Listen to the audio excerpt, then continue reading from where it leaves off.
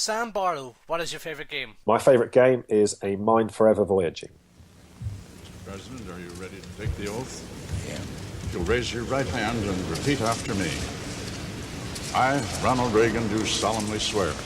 I, Ronald Reagan, do solemnly swear. That I will faithfully execute. That I will faithfully execute. The office of President of the United States. The office of President of the United States. And will to the best of my ability. Will to the best of my ability. Preserve, protect, and defend. Preserve, protect, and defend. The Constitution of the United States. The Constitution of the United States. So help me God. So help me God. My congratulations, sir.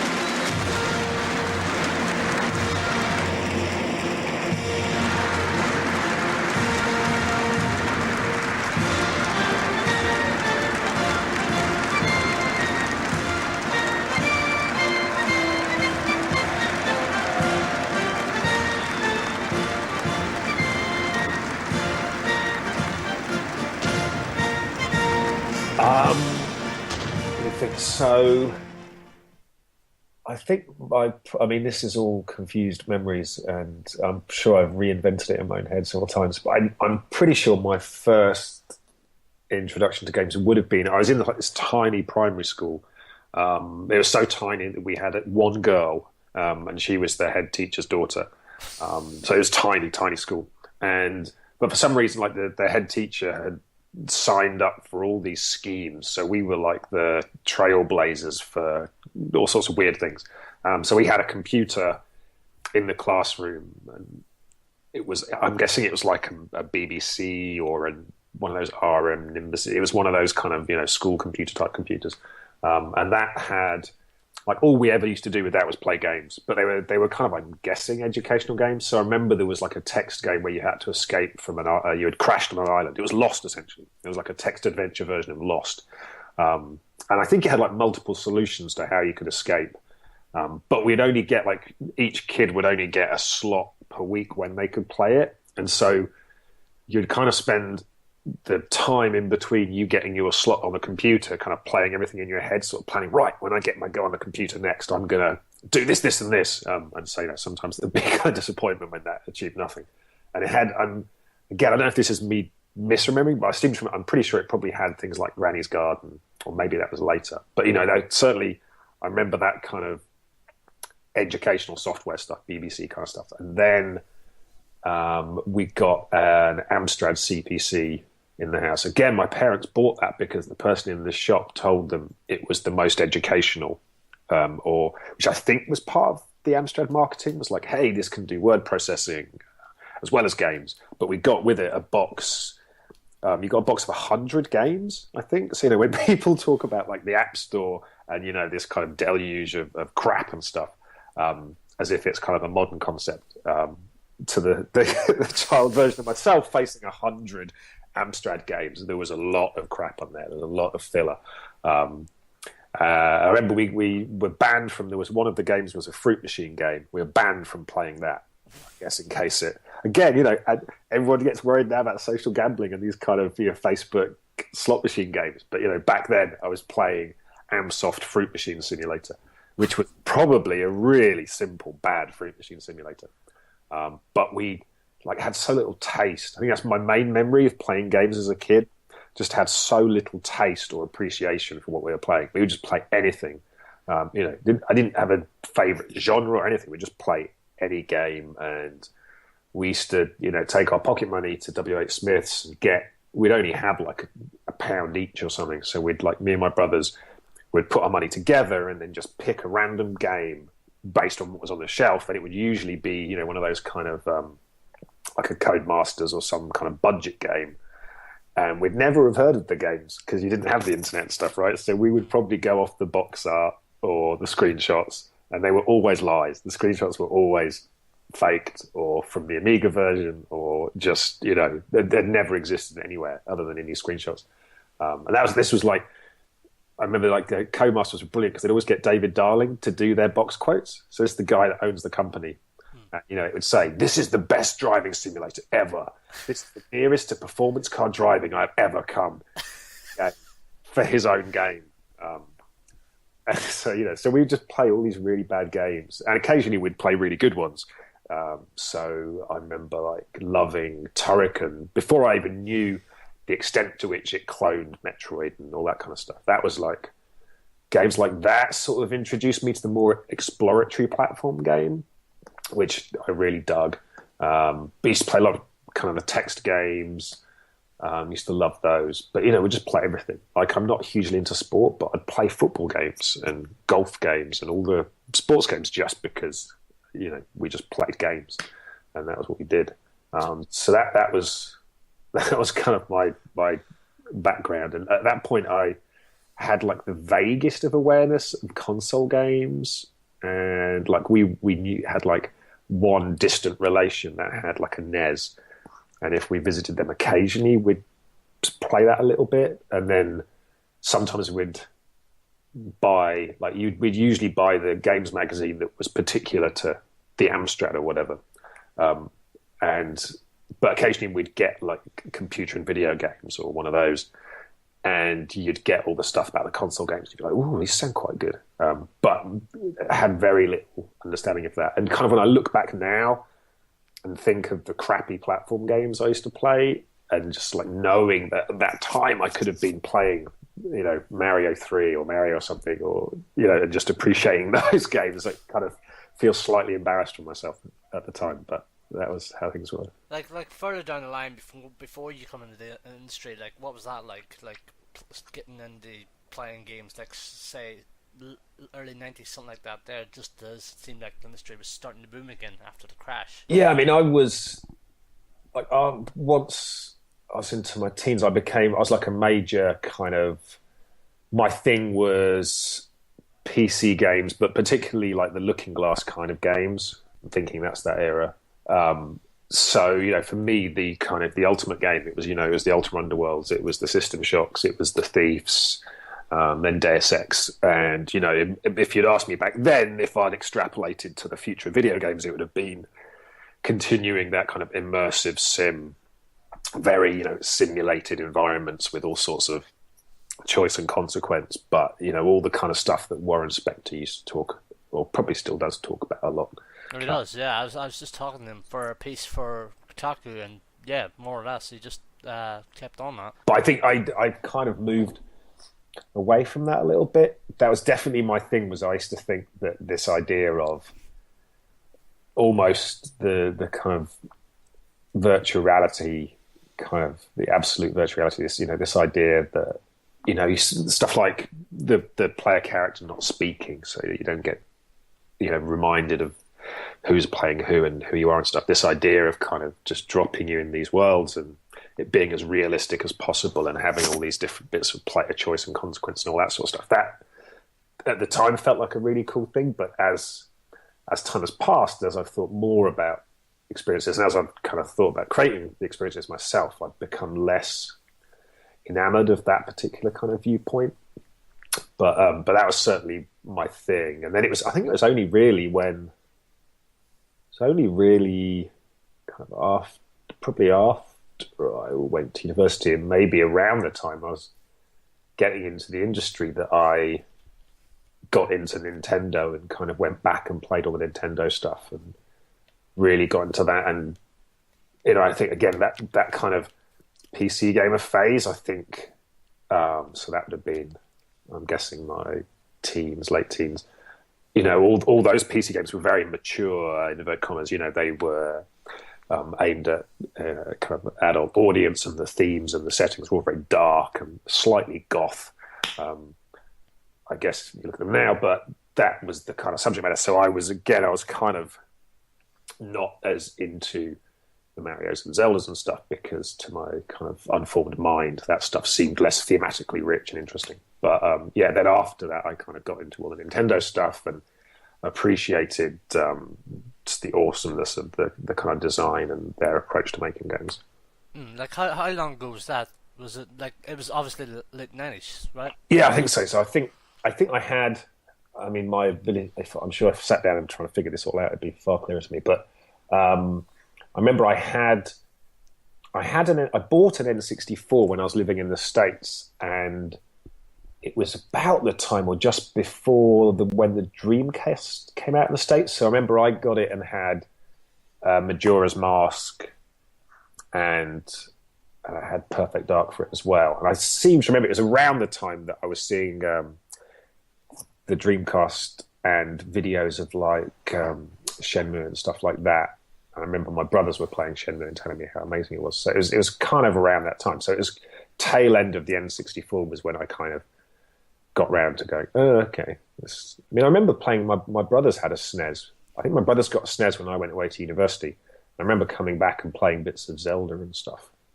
And I'm thinking that was kind of cool. But yeah, I didn't really start going, oh, there's something to all this Nintendo stuff until, yeah, I think that was after university. And then that was when I kind of joined the industry. Well, let's jump into that aspect. And like, how did you get into the industry side of things? So it's a win because I, like, you know, when I grew up, it was the era of the kind of the British developers were awesome and slightly rock star-ish. You know, like those crappy cheap games we'd buy would have the Oliver Twins plastered all over them, and there was a little bit of that. And you know, all the magazines would have photos of all these kind of teenage kids who are making the games, and you know, really built up the kind of cult personality around some of them. So I kind of grew up being aware of game development, and I remember one of my birthday presents, one of my favorite birthday presents was the Maxam Z80 compiler, which would allow me to make my own proper games by learning machine code.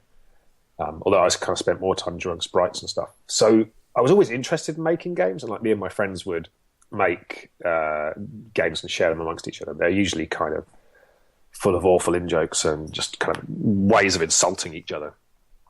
So I was always into that, but it never crossed my mind that I should or could go into the games industry.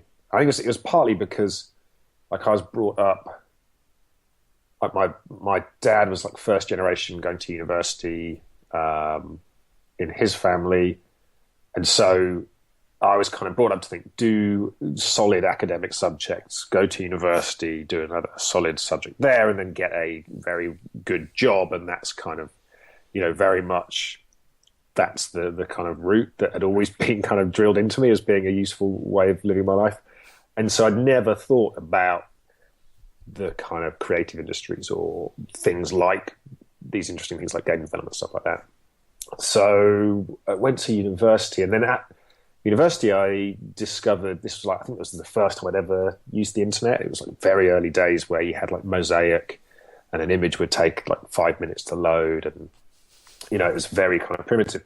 But discovered that across all the different kind of university servers, which was like the only place you could find good stuff would be on other university servers, there were people who were making kind of a new generation of text adventures. So there were people using the tools that like Graham Nelson created called Inform, and there was I think Mike Roberts' tool called TADS, and they were basically tools that mimicked, particularly in the case of Inform, the systems that the classic developers like Infocom had used, and allowed you to create your own new text adventures. And because text adventures were fairly low download sizes, there was quite a good kind of scene in people uploading these things, downloading them, sharing them amongst each other and stuff. And that the scene at that time was really, really creative and interesting, because there were a lot of people there who had kind of grown up on those classic text adventures, but now that they were kind of older, there was an element of the nostalgia for that genre, but coupled with their desire to kind of do something more interesting artistically and kind of push some boundaries. And the ease with which, because it's all text, you could kind of do that. So, you know, now if you think, you know, a kind of teenager can rock up and download Unity and start trying to make something. But even then, they're limited as to how much content they can create themselves, even if they download it all from the asset store or whatever. But still today, and certainly back then, like with a text game, you could have a grand sweeping fantasy epic or whatever, and you know, you wouldn't have to create all that content. So it was a way for a single individual to create a game experience. And so there were some really cool things happening there. So people like Adam Cadre, Andrew Plotkin were making these really interesting games. And I remember I downloaded a game called So Far by Andrew Plotkin, which I remember seeing described somewhere as if Ingmar Bergman had made Zork, something like that. And I was just like, whoa, I've never heard anyone compare any video game to Ingmar Bergman, so this is interesting. So there was that level of kind of ambition and kind of cool stuff going on. So I kind of was part of that. I did a few games there, but again, there was, like, at that time, everyone who was making those games had no real illusions that they could make money from this. There was a couple of people that were like, here's my plan for how text adventures can be commercial again, but they always kind of usually got kind of ignored, or things came and went. So even then, though, I wasn't making that connection between being really interested in that and these ideas about interactive storytelling and actually that being a job. So I got to the end of university, and at that point I'd ended up doing maths, and did quite well at that, but without any kind of intention of what I was going to do with it. So at the end of it, it's like, well, I don't want to go be an actuary or work for a consultancy firm or continue to kind of do academic work in mathematics or anything. That didn't really seem like anything I wanted to do. And I ended up getting a job in the States because the company put on a nice dinner for us, which, as a student was great when they were kind of doing the rounds. You'd go, and each evening there'd be a different company giving you free booze and food to come and hear their pitch or whatever.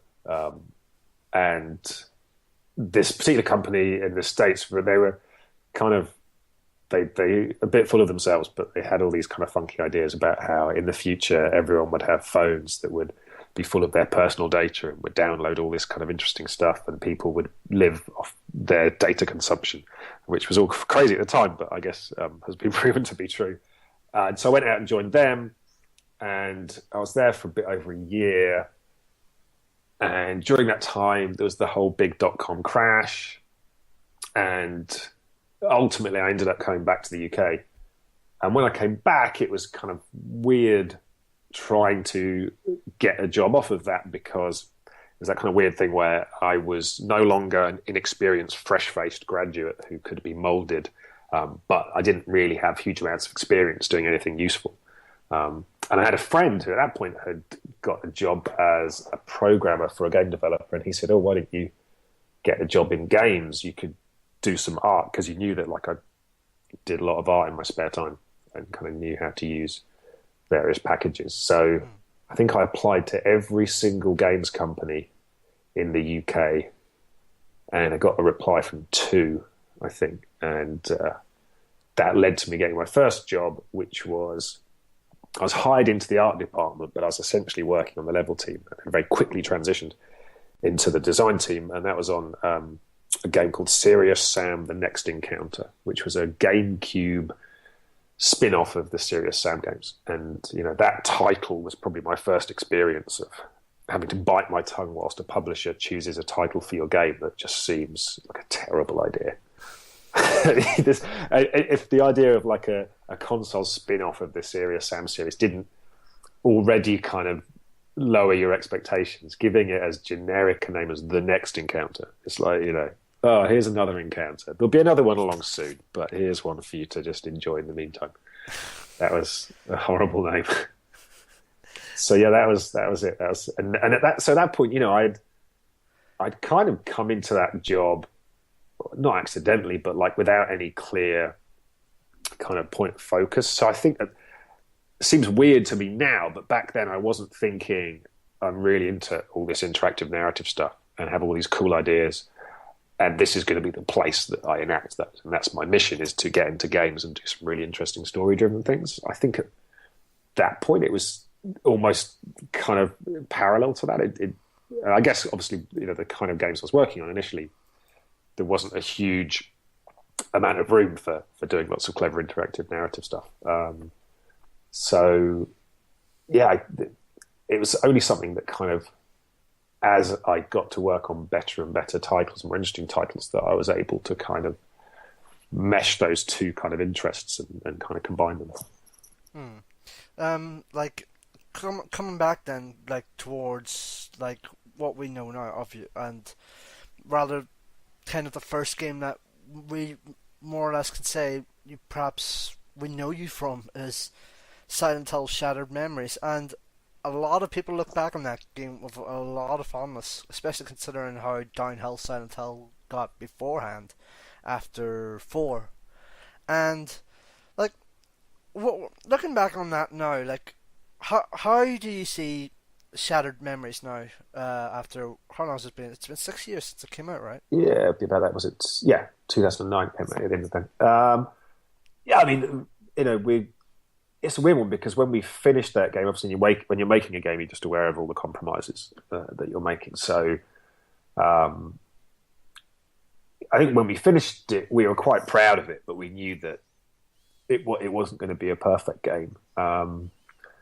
And so I think we were surprised by the reception at both ends of the scale. So when there were people who really, really loved it, we were like, oh, wow, cool. But then when there were people that really, really hated it, we were like, really? Because, there was a few kind of extreme reactions from people who felt it wasn't true to the series or what have you, which, and yeah, maybe they still have that opinion. But as you say, with all the other different bits and pieces and directions that the series has gone in since, kind of puts that in perspective. But, still very proud of that game. People still come and talk to me today about it, and the particular bits they liked or how much it meant to them. And, we got to, I remember there was a point where we changed producers at Konami. And this was like early days of development, but the game as it was fairly locked in our minds and on paper. And the producer came in and he kind of looked at the list of things we were doing and he was like, so you're planning to completely overhaul how combat works in this series. Plus you're doing this giant seamless world thing. Plus you're getting rid of all the UI to make this more immersive thing. Plus you're doing all these crazy Wii features. Plus you've got this idea of the psychological profile driving it. Plus you're doing this narrative thing with the twist. And plus it's this reimagining that isn't quite a reimagining. Wouldn't we be better off picking one of these to focus on? Because, the level of risk, if we're going to do all these things, is crazy. But I think at the time we were like, well, no, let's just try and do everything because maybe we won't get this opportunity again. And, again, there's a good Warren Spector quote somewhere about he would rather have a huge crushing failure than have just kind of attempted something easy. And so it kind of felt a bit like that. But I think as well, we'd come off... the team did Silent Hill Origins, which was a game that we took on halfway through development that had a troubled history. And we essentially kind of started from scratch in some ways. There were some assets that we were able to use, but we threw out a lot and kind of started from scratch, but with half the time and half the money left. So with that game, we ended up, purely for kind of practicality's sake, making a very traditional Silent Hill game, very much hewing to the traditional formula, just so that we could end up with something that worked and was polished and wasn't kind of an embarrassment. And so coming off of that, and the kind of reception to that game was it was fairly decent. The negativity was generally that the story wasn't particularly great, which is completely fair. The concept of a prequel to Silent Hill 1's a very strange brief anyway. But and the main criticism was that this genre feels stale. It had Resident Evil 4, which had done something to take horror games in a different direction. And so we knew that we needed to shake a lot of stuff up, and we knew that we didn't want to shake it up in the Resident Evil 4 direction. We almost wanted to go in the opposite direction, to be true to kind of Silent Hill and what we thought Silent Hill meant. So, so still very proud of that game. It'd be really nice if someone stuck it on the eShop so more people could play it. It's a weird thing just seeing how like social media has helped her story in terms of people talking about it and kind of spreading that buzz. I think if Shattered Memories launched today, into a scenario where you could have that kind of awareness on social media and people could talk about it, I think it would have done much better. I think more people would have played it. But as it was, it kind of, released a very little fanfare. There wasn't huge marketing, and it was on Wii at the point where, a lot of people had started to kind of move away from Wii. So it was a tricky one. just basically more of a word of mouth type of thing to it? Yeah, I mean, I'd love to know how many people actually ended up playing Shattered Memories. Because again, today if people hear about it and want to go play it, it's not the easiest kind of game to track down. It's physical copies. I don't think there's a huge number of physical copies out there. Yeah, so I think yes, just the general reception now. Like back then, when I think about it, we were one of the first games to really push that idea of running away from enemies. And now I think if you talk to people about horror games, they go, "Oh, Slender Man, Amnesia, Outlast." Running away from enemies is almost the default now for a kind of scary psychological horror game. But back when we made Shattered Memories, that was like hugely controversial. Because whatever the genre of horror you're doing, it was kind of expected that you would be collecting a shotgun and you would have health kits and you would have ammunition to manage. That was just the done thing. So a lot of the stuff we were doing with the story and the way that the story molded itself and the things we were doing with combat and just the type of story we were telling were, very different back then. And I think now would be much more kind of people would be more likely to get into those things and kind of get behind. There are no words adequate to express my thanks for the great honor that you've bestowed on me. I'll do my utmost to be deserving of your trust. This is, as Senator Mathias told us, the 50th time that we, the people, have celebrated this historic occasion. When the first president, George Washington, placed his hand upon the Bible, he stood less than a single day's journey by horseback from raw, untamed wilderness. There were 4 million Americans in a union of 13 states. Today, we are 60 times as many in a union of 50 states. We've lighted the world with our inventions, gone to the aid of mankind wherever in the world there was a cry for help, journeyed to the moon and safely returned. So much has changed, and yet we stand together as we did 2 centuries ago. Let's get into it. Your favourite game, and mine, Forever Voyaging. So, you said at the start of the show that you were playing a lot of educational tech stuff. But there was also, before A Mine Forever Voyaging, Hitchhiker's Guide to the Galaxy. Were you playing that at the time? So the interesting thing with the Infocom games is, when I had my Amstrad, I was really into text games, but we didn't have any of the good ones. I was playing bad text games, right? Well, I say bad. Some of them were some of the level 9 ones were pretty good. There was a game called Snowball, which was really neat. I remember playing that. But to play the Infocom games, you needed a disk drive, right? And again, people talk now about, this phone version can't play this game or whatever. But back then, you had to have the disk drive and this thing, and if you want to play some games, so you couldn't play the Infocom games. But I used to slavishly read the reviews of them and the coverage and the walkthroughs in the magazines, and just loved it. And at that point, the hero worship towards Infocom amongst people that were into those sort of games was just huge. Because the quality of their product was so far above their competitors, even people like Magnetic Scrolls in the UK, who had made some cool games.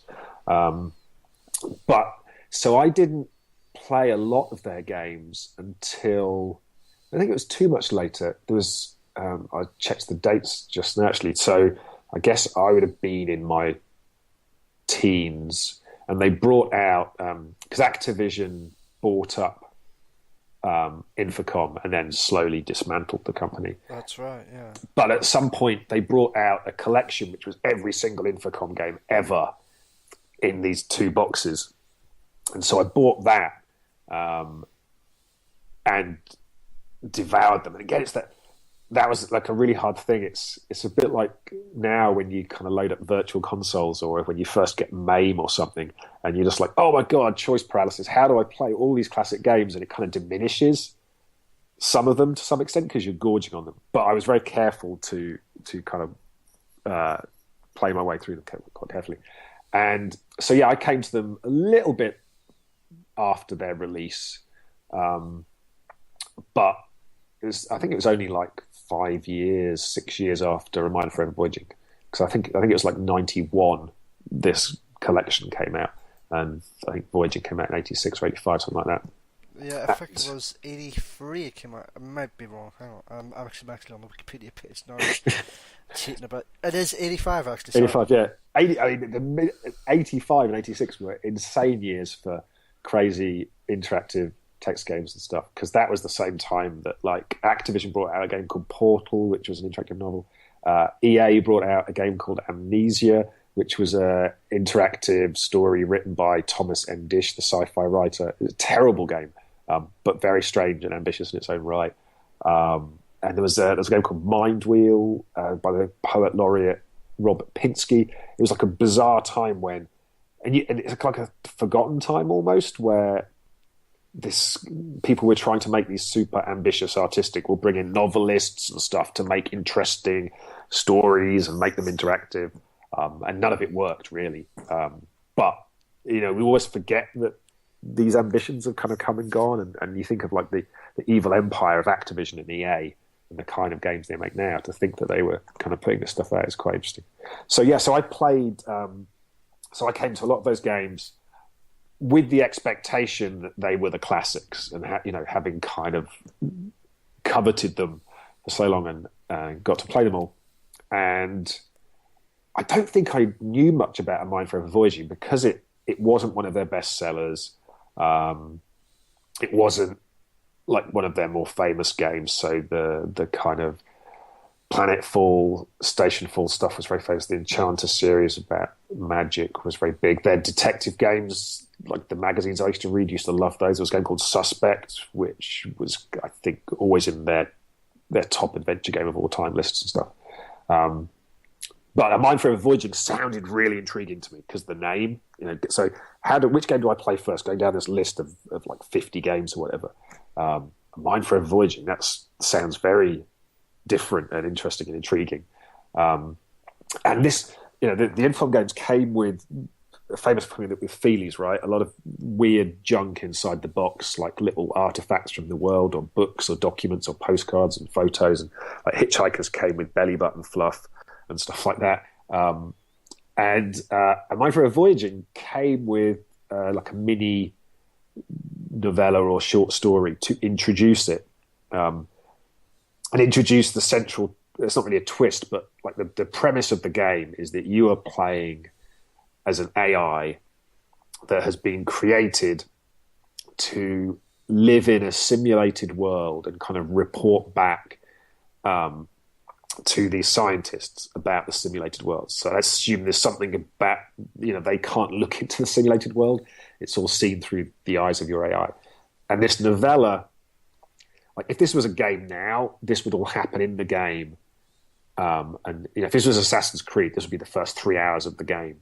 But this novella has this character growing up, going through childhood and having all these important events happen. And then I have a feeling, I'm trying to, without going back to it, I have a feeling it's whilst he's a child that this event happens where he's in the supermarket with his mum or something, and the voice of God comes down and says, "You are not what you think." And the scientists break into the simulated Matrix world and explain to this kid that actually his reality is this simulation they've created. And he's then able to come out of the simulation and see the world through the CCTV cameras and computers and stuff of this science lab. And the premise of the game is that they've created a simulation of an American city to test out this political plan that essentially Ronald Reagan, is their fictional Ronald Reagan, has come up with. And so this, if you actually look at it from a perspective now, it's like this game anticipates so many things. It's an open world game. You essentially can wander around this whole simulated city. Obviously, it's a text game, but you have the freedom to just go anywhere in the simulated city. Oh yeah. So before the kind of GTAs and stuff, it has a kind of open world approach to its progression. So unlike every other text game that existed back then, you didn't have a series of puzzles and a kind of progression of puzzles to proceed. You had almost like a checklist of things to do, and the game would progress when you'd done a certain number of them. So, the opening of the game is fantastic. You explain to you who you are, and you start off, I think, like seeing the world through the cameras and the computers of this lab, and so you can go into the database and read. There's like tons of documents for you to read. You can watch the TV and kind of get a sense for the world, and then you dive into the simulation. This is like the majority of the game. So now you're walking around the simulation as if you're living in it, like any other kind of text adventure. And your objectives, you're given a list of like 10 things to do that reflect the quality of life. What is it like to live in this world? So it's things like buy and read a newspaper, eat a meal at a restaurant, visit your own apartment, find a church, speak to a vicar in a church or something, ride public transport, see a sports game. And these are your objectives. And so you can go about doing them in any order. You know, parts of the feelies you get is this map of the town. So a bit like, you know, when you get, what's the last game I did this? I guess like GTA, you know, when you get a new GTA now, you have the big fold out map. And the first thing you do is look at that map and look for the cool thing you want to go and see, and then drive to go and see that, whatever. That's what you were doing in this game. You're looking at this map and going, cool, I'm going to explore this town, and I'm going to go to the cinema and see what I can do there or whatever. And the only real gameplay, in inverted commas, is that you have the ability to record. So the scientist can only see what you've seen if you record it in the simulation. So, you know, you just type record and it'll just record through your eyes as if you've got like built-in Google Glass or whatever. Exactly. So, you know, you have to go to a restaurant, record the experience of having a meal in this restaurant. So it's a bit like, you know, the kind of the basket analysis that they use to come up with the consumer price index, where it's like, these are the 10 foods which most people will buy and represent your average household. This is like, you know, do these actions which represent an average American. And so this is all kind of neat and interesting and a very fresh experience at the time. The freedom and just the idea of this, although it's sci-fi, it's very kind of, you know, muted sci-fi. And there's just this idea of walking around this fictional world, experiencing it, doing things like going to a restaurant. You have a wife in this game who has a career and does things. And it felt at the time to a kind of teenage boy playing this very mature in a way that wasn't like, you know, chopping heads off mature, which was kind of how games would identify mature content back then. But it was like, this is like about life and stuff, and society, and it had a very strong political bent to it, which I think in retrospect it is identified as its weakness. It's a little bit too obvious with its politics, but, you know, this was all fascinating stuff. And then there's the lovely twist, which is, I say twist, it's like introduced. So you do your objectives and you have your meals and collect your newspapers, and then you log out the simulation. Scientist says, oh, thank you very much. This is all looking great. Hey, it looks like this political plan is going to produce a better future. This is interesting data, blah, blah, blah.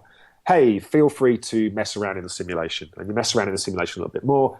And then he says, okay, well, you've now gathered enough data that we've been able to simulate the next 10 years. So you can now jump forward 10 years within the simulation to see what life is like 10 years down the line. And as you play, they unlock future years. And there's like, I don't know, I think it's like about 5 decades you can kind of visit. So there's a kind of time travel vibe, but it's all wrapped up in this simulation conceit. And so you jump forward 10 years, and again, you're given this list of things to do, and you record things to show the scientists, to show that life is better. And there's just, you start noticing little things creeping in that are a little bit unnerving. Things that aren't quite right. And if you jump another 10 years, you're starting to see fairly nasty things. There's a rise of like a kind of right-wing religious group. There's a kind of vibe of a police state slowly forming. And as a player, and I might be wrong, but my memory is this is never told to you. As a player, because you have this limited ability, like you can't talk to the scientists, you can't have any kind of nuanced conversation with them, but you can record. So as a player, you intuitively think, I want to let the scientists know about this weird dark shit that is creeping in, because they all think everything's fine. And without being instructed to, as a player, you intuitively decide to take it upon yourself to document some of the weird bad things, even though you haven't been asked to. and you start feeding that back to the scientists, and I think they kind of start picking up on it. So there's then this, like I say, it's a very open game. There is no objective there, but you are just exploring, looking at these different future iterations and starting to document. And then as the years go on, more and more horrendous things are happening. And that is such a wonderful kind of open player-driven kind of experience. Like, playing that at the time, it just felt like this. I've not played anything else like this. This is so interesting. And, you know, with the complete absence of traditional video game puzzles, there's just this experience that's been left to me as the player, and it's this kind of interesting way of interacting with it, this idea of the gameplay being more about exploration and observation and about recording these events. And, you know, throughout all this, there's this strand of the story, and, you know, if you think now, there's the rise of what people identify as like the daddy game, right, where we're going to tell these more interesting, emotionally engaging stories by giving you a child to look after and making bad things happen to them, and making an attempt to create these kind of more emotionally involving situations through your character having strong emotional connections to people and stuff. But, you know, back in this game in '85 or whenever it was we said it came out, things would happen between you and your wife. So there's a point where you log into the simulation, everything's feeling pretty cool. You wander back to your apartment and your wife is there painting, because I think she's a painter. And suddenly the door's smashed in and it's like a police SWAT raid because they've had some information and they brutally handle you, and it's very traumatizing for you and your wife. And, you know, that kind of thing where, you know, these intense emotional things are happening to you and your loved ones within the game framework and stuff. Again, I've not played anything like that. You know, that kind of material and that desire to kind of emotionally move the player by having these things happen just felt very fresh. That's a hell of an elevator pitch. Just to kind of go back then, to touch on obviously the main aspect of the game, which is the political aspect of it, because like it was reading up on it, because I've not been able to get a chance to, you know, download it from the shareware places yet, because I've been so waylaid in doing the show. Like, it seems a lot more political, heavily driven in terms of political aspects, anyways, than even I expected. Because like, it's perhaps fair to say it was one of the first games that explored politics in games as a major thing, long before the likes of let's use as an example Kojima's anti-nuke messages in Metal Gear, and like it explored plenty of social issues for its time as well. Yeah, I mean, if you think when this game was made, this was like the height of Reaganism. So there was a very like the liberal contingent in the States would have been heavily invested in politics, similar to back here where you had Thatcher and you know that you know those leaders really kind of prompted quite an overt political feeling and reaction amongst them. And in fact, there was a subsequent Infocom game called Trinity, which was all about the Cold War arms race and nuclear power. So, you know, that, you know, is of that time where you had these very kind of strong feelings. So I think the level of politics in A Mind Forever Voyaging was like a very overt reaction to that from Steve Moretsky, who wrote it. But yeah, like I say, when you play the game, you have these documents. You can read the breakdown of the history of this politician. You can read the plan itself, this political plan, and what the plan is in terms of tax and, you know, all the kind of key political aspects. And it doesn't shy away from this. It's not a game that even something like, I guess, the Bioshock series, where they've wrestled with some kind of political ideals. It's possible to play those games, I think, and just go, oh, it's this awesome underwater city and it's really beautiful and crazy, and see some of that as window dressing. But I think it's, like I say, I think the criticism, it's rams down your throat a little bit. Certainly like the very late cycles of the simulation where you're looking 50 years into the future. The world has descended into this dystopian kind of place where they have a gladiatorial arena where people are murdering each other, and there's a competition for country's best executioner. And this, I'm probably making it sound a bit sillier than it is, but it really goes to town. It doesn't hold back any punches in terms of what it thinks the kind of core message of kind of Reagan and his politics is. In fact, there's a fascinating, for anyone who's interested, the website Digital Antiquarian did a 3-part series, I think, on this game. But alongside a kind of a narration of the politics of the time and how this game relates to that and everything, and that's all very interesting.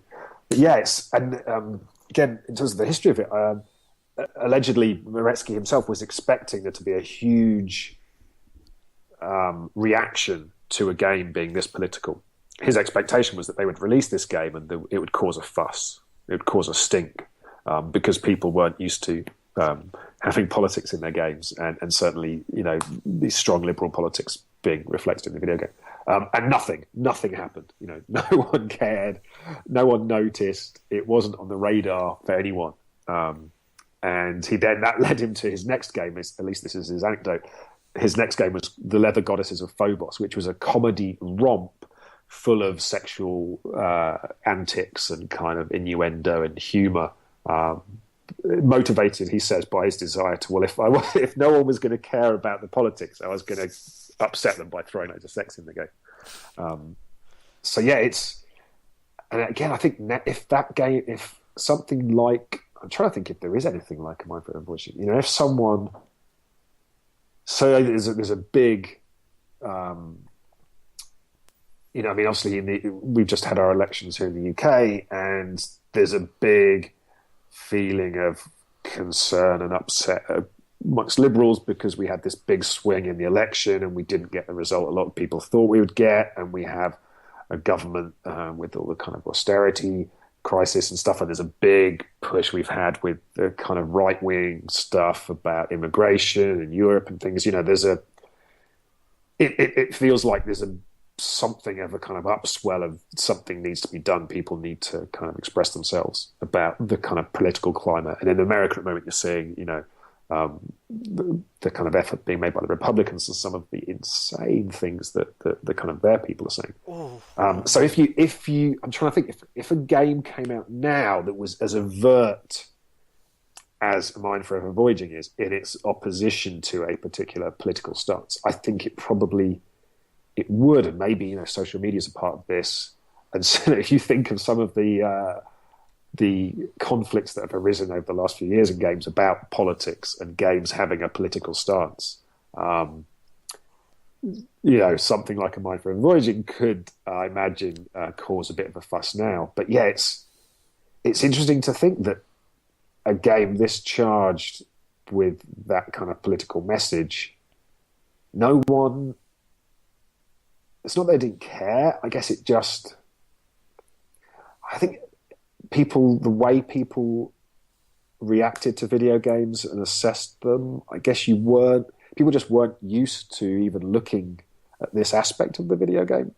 So, it was the kind of subject matter or the tone of it was almost by the by. What was the actual gameplay? And here in A Mind for Voyaging, it was this light puzzle gameplay, exploratory gameplay was probably a bit of a turn-off at the time. I remember when I came into the kind of new generation of interactive fiction writers in the 90s, there was huge discussion then about puzzle-light gameplay, the idea of games with very light puzzling, like Adam Carter's Photopea, games like this, and all the debates we have now about walking simulators, we were having back then with text adventures, and were probably happening amongst much smaller numbers when things like Mind for Voyaging came out. So it's very interesting to think of a game being this overtly political and that not really registering amongst anyone. Like you said earlier, like the sales for it were not exactly the best. So maybe that obviously kind of helped the kind of whole keeping it on the down low side in terms of not causing a stink. Yeah, I guess if it had been a million seller, people would have been concerned that it was poisoning the minds of our youth and filling their heads full of silly liberal ideas. But yeah, I mean, it's a game. It's definitely one of those games that seems to have cast a kind of longer shadow, and it comes up when I speak to other designers. Like I say, when in that kind of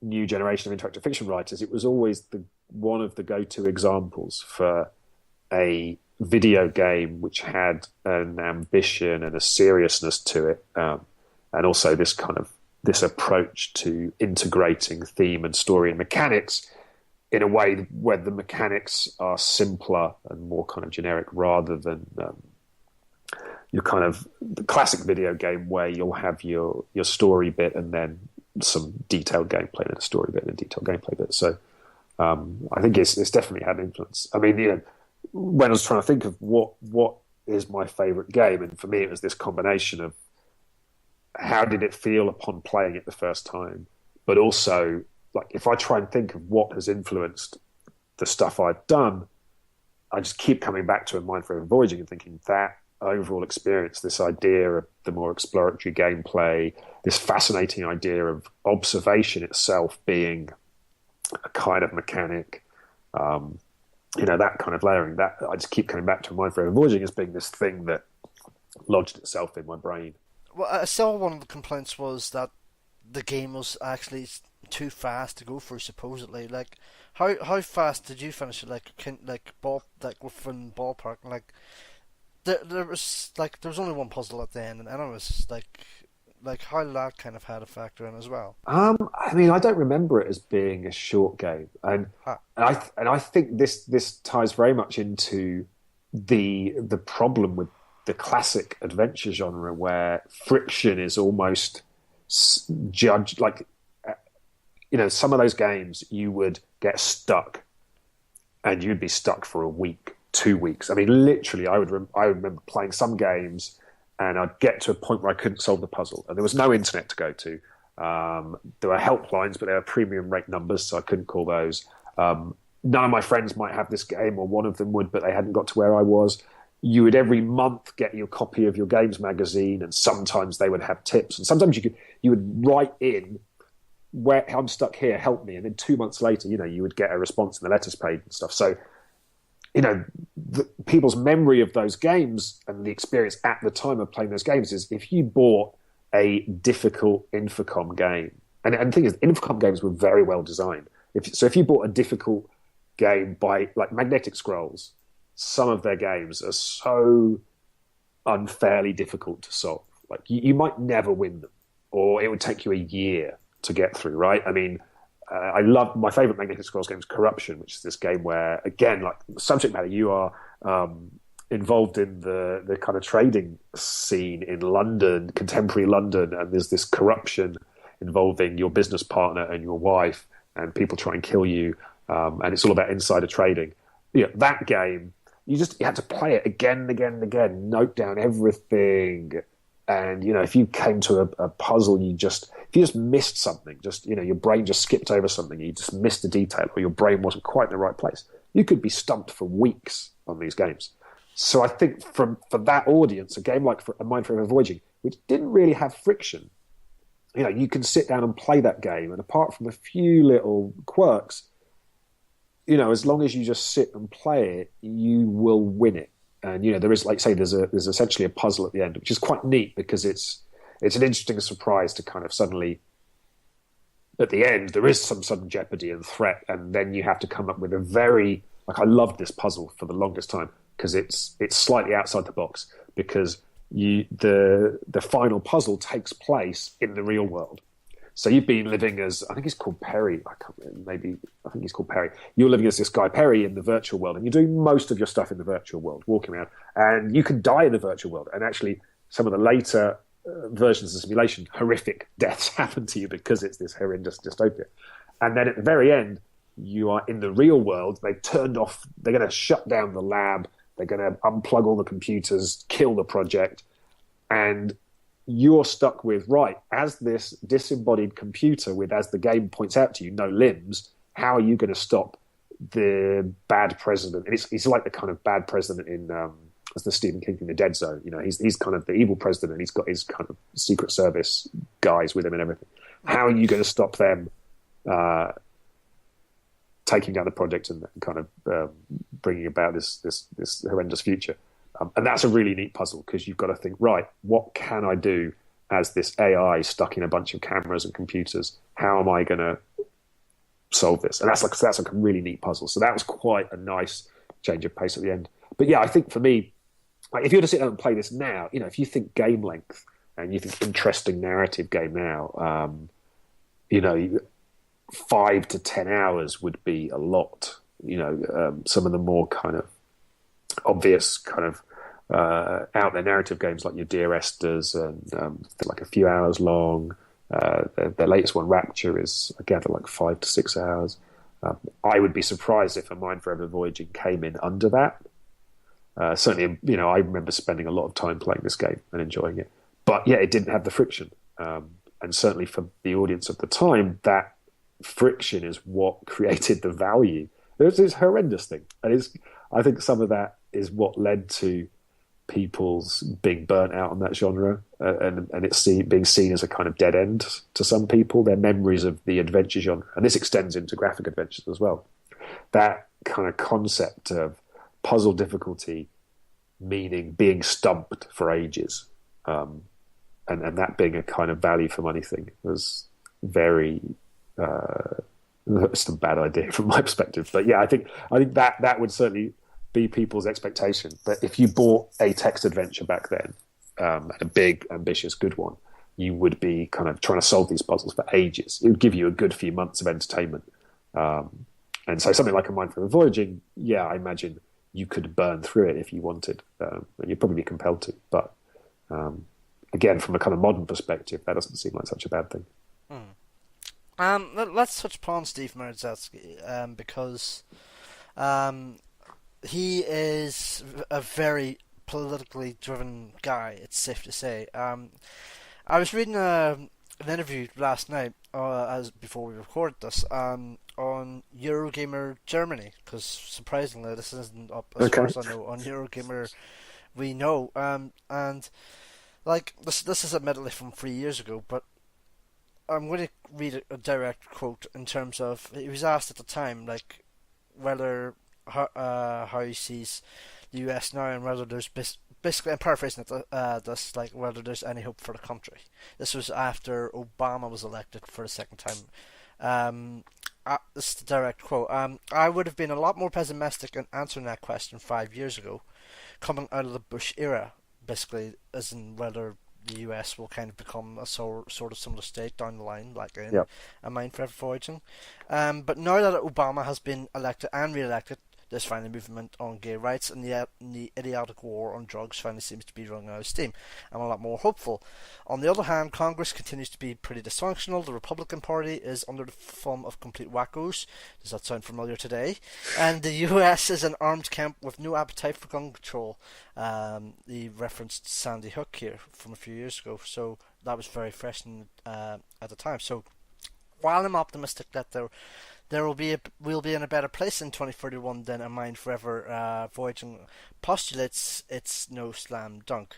Now, tell me that doesn't sound like A Mind Forever Voyaging either 3 years ago or either today, because there are some aspects of it starting to creep in now when you kind of hear that back. Certainly for me, anyways. Yeah, no, I mean, it's.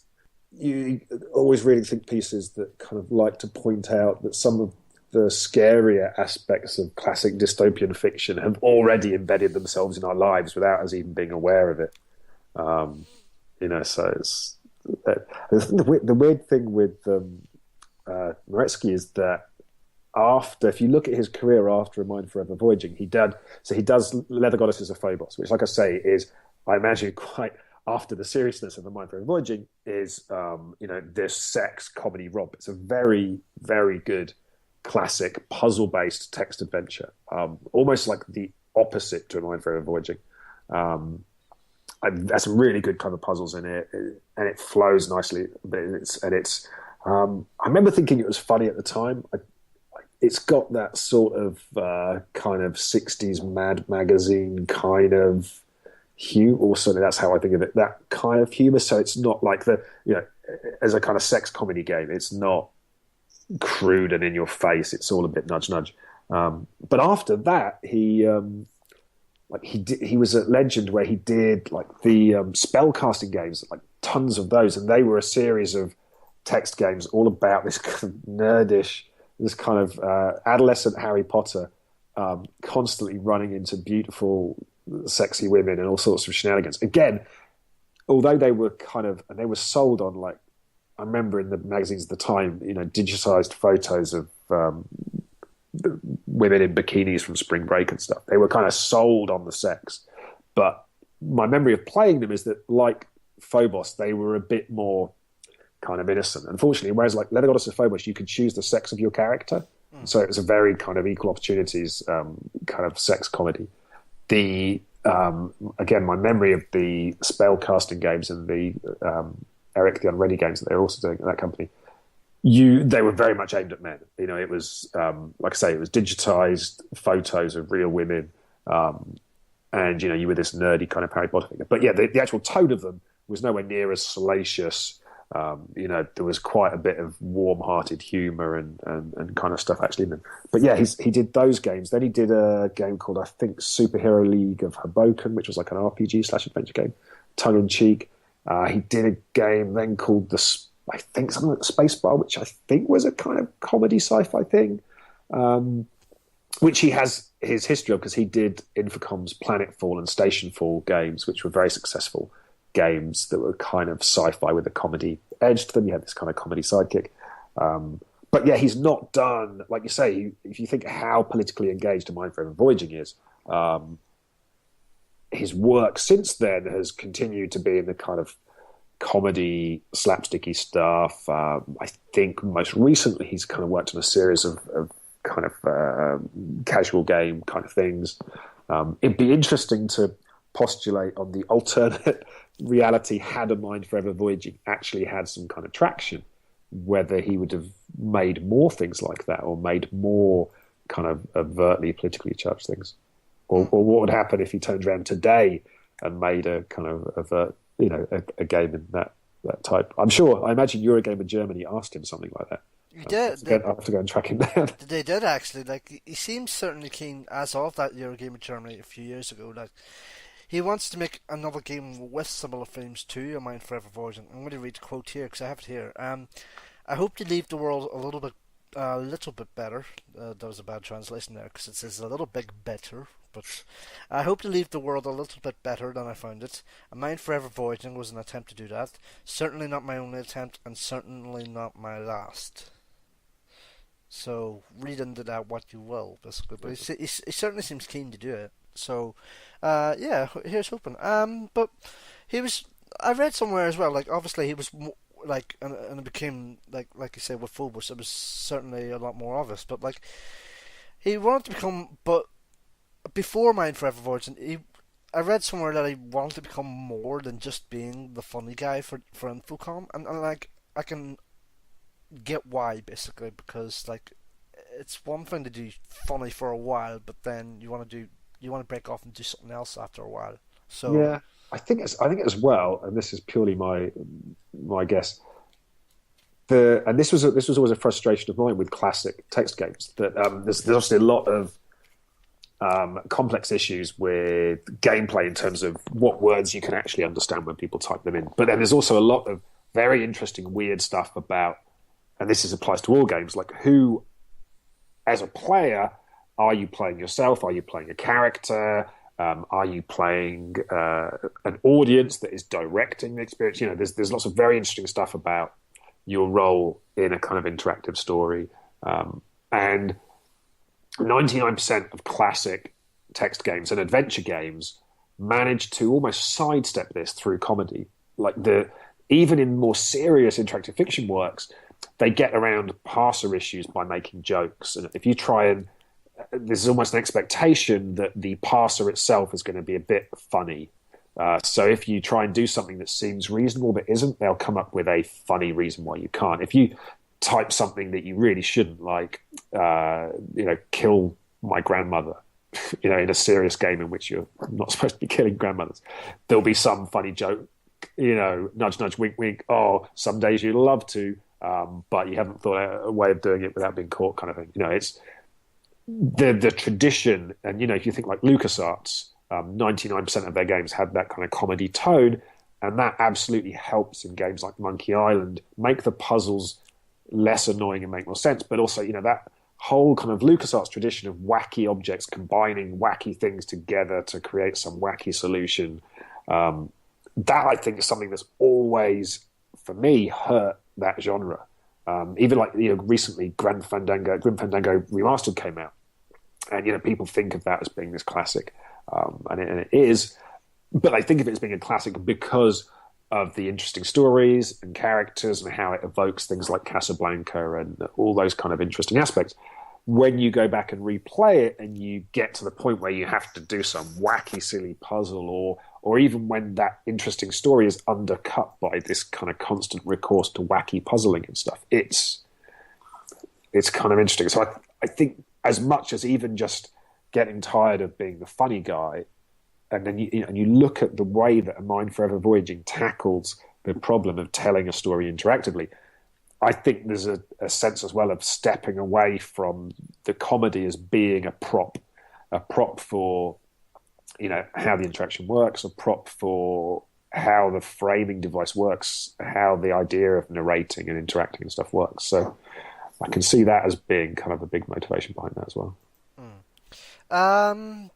So just to kind of start wrapping up on this side of things then, what else did you like about A Mind Forever Voyaging that we've not really touched on? Because there's perhaps a lot that we've not touched on that you like about it. I think I've probably covered the main things. There's probably details that I kind of forgotten. Like I was just reading up to refresh myself last night, and someone mentioned there's a bit where a psychologist asks you some questions, and I was like, "Is there really? Christ, is that did I rip that off the Shat Memories? Is that where that came from?" Am I interested in that as a kind of clever way of doing interactivity?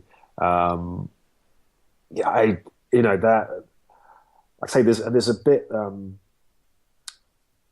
the game. I mean, talking about the way the kind of problems of interactivity and who you're playing and all these kind of questions. One of the interesting things about Mind Forever Voyaging is this concept of it being a simulation, which is kind of it's a solution, and it blurs the lines in a really interesting way. So you have this character, the AI, who is invested in his virtual life. So he does love his virtual wife. Even though he knows it's not real, it kind of is real to him. And so he is in love with his wife. And he has an entire life inside this simulation that you're not quite party to as the player. He has a career as I think a novelist or a poet within this simulated world. And at the end, spoilers, the reward for the AI character is that he returns to the simulation, but they've tweaked it so that it doesn't result in a dystopia. And he gets to live out a happier life with his wife, and they have a son. Some of the story stuff around his son is very shocking and dramatic in the game. And there's a really cool ending where they you get to act this out. So you return to the simulation, and everyone's packing up because you're going on a big trip, and you are going to be one of the first people to board this spaceship that's traveling, taking you to a new colony somewhere or something in space. So there's this weird sense of, as much as the simulation is fake to the AI, it's real. And then there's this kind of weird sense of going back into the simulated world, but then the kind of unexplored mysteries of space being somehow opened up and simulated as being interesting. But it acknowledges the fact that as a player, you don't love his family, and there's not enough time spent with his family in the game for you to have this strong connection with them. But you know that he does, and it kind of acknowledges that as a player you have this dual role of both empathizing with and inhabiting the shoes of your character, plus having the kind of more detached perspective of someone playing the game. And the kind of simulation layer gives you that. And, it solves a lot of the issues of, like, if you die in the simulation, you just get kicked out and you can go back in again and stuff. So it doesn't have to deal with the consequences of the kind of physical threat and stuff that many games do, which I think sometimes creates a disconnect. So I think that's, and again, in terms of how ahead of its time this game was, look at Assassin's Creed, and I'm not sure it works quite as well in that game, but they use this ruse of the video game world being a simulation as a way of explaining away some of the crappiness of a video game, as a way of bounding the situation and stuff, which is exactly what A Mind Forever Voyaging does. So it's anticipates so much of that stuff. It's such an interesting classic game. But yeah, that setup of the simulation as a framing, and like I say, just how impressive it was that that kind of twist they got out of the way, because I think as well that's the kind of acknowledgement that, like with I can't remember which Assassin's Creed game it was. I think it might have been the pirate one. There was a twist where you played for 3 hours as a different character, as your dad or something, and then the twist was actually you playing the son or something. And that's free, yeah. And there's that, to create something like that as a writer, you almost have to blinker yourself to the reality that you're not going to be able to deliver this in such a way that it's going to be spoiled. It's kind of weird. So for Infocom to kind of just have this cool thing they could have played off within the game and just go, actually no, this is going to be in the novella. We're just going to jump straight into it and give you this interesting layer to the whole experience without kind of setting that up within the game. I think was quite cool. What did you not like about A Mind Forever Voyaging? The code wheel. There's that tradition back then of one of your feelies in your package would be some form of copy protection, and it's bloody annoying in this game. I noticed when I have gone back to play it in subsequent years, so every time you jump into the simulation, you have to enter some numerical code that you get through playing with this code wheel, or looking it up on the internet and looking at a grid of numbers and stuff. That was particularly annoying. I mean, I think for its time, the game is slightly kind of under-implemented. There are things you'd like to do or see, or places you'd like to see more detail, which aren't there. But I don't, I think in terms of, that doesn't really take the edge off the game's ambition. Yeah, I mean, to be honest, there's very little that I don't like about that game. Mainly because it's a lot of what's appealing about it is its ambition and the kind of simplicity of the concepts and stuff. Like I say, I think 90% of the criticism of this game now is that the politics is a little bit too strong. The politician is pure evil, and like I say, the extent to which the world descends into this kind of dystopia feels a little bit heavy-handed. But for its time, that you can forgive it. So interactive fiction today has come a long way since 1985. Like, it's been 30 years, and if you look at interactive fiction today, it's certainly evolved quite a bit. Like, from beyond not just text games, but full-on 3D stuff. Like, with player choice being a very big, not just a big player mechanic, but more or less part of the marketing for any such game. Like, if I had to, pinpoint games of this nature, like, obviously look at Telltale stuff, like Walking Dead, Wolf Among Us, Game of Thrones, Tales from the Borderland, etc.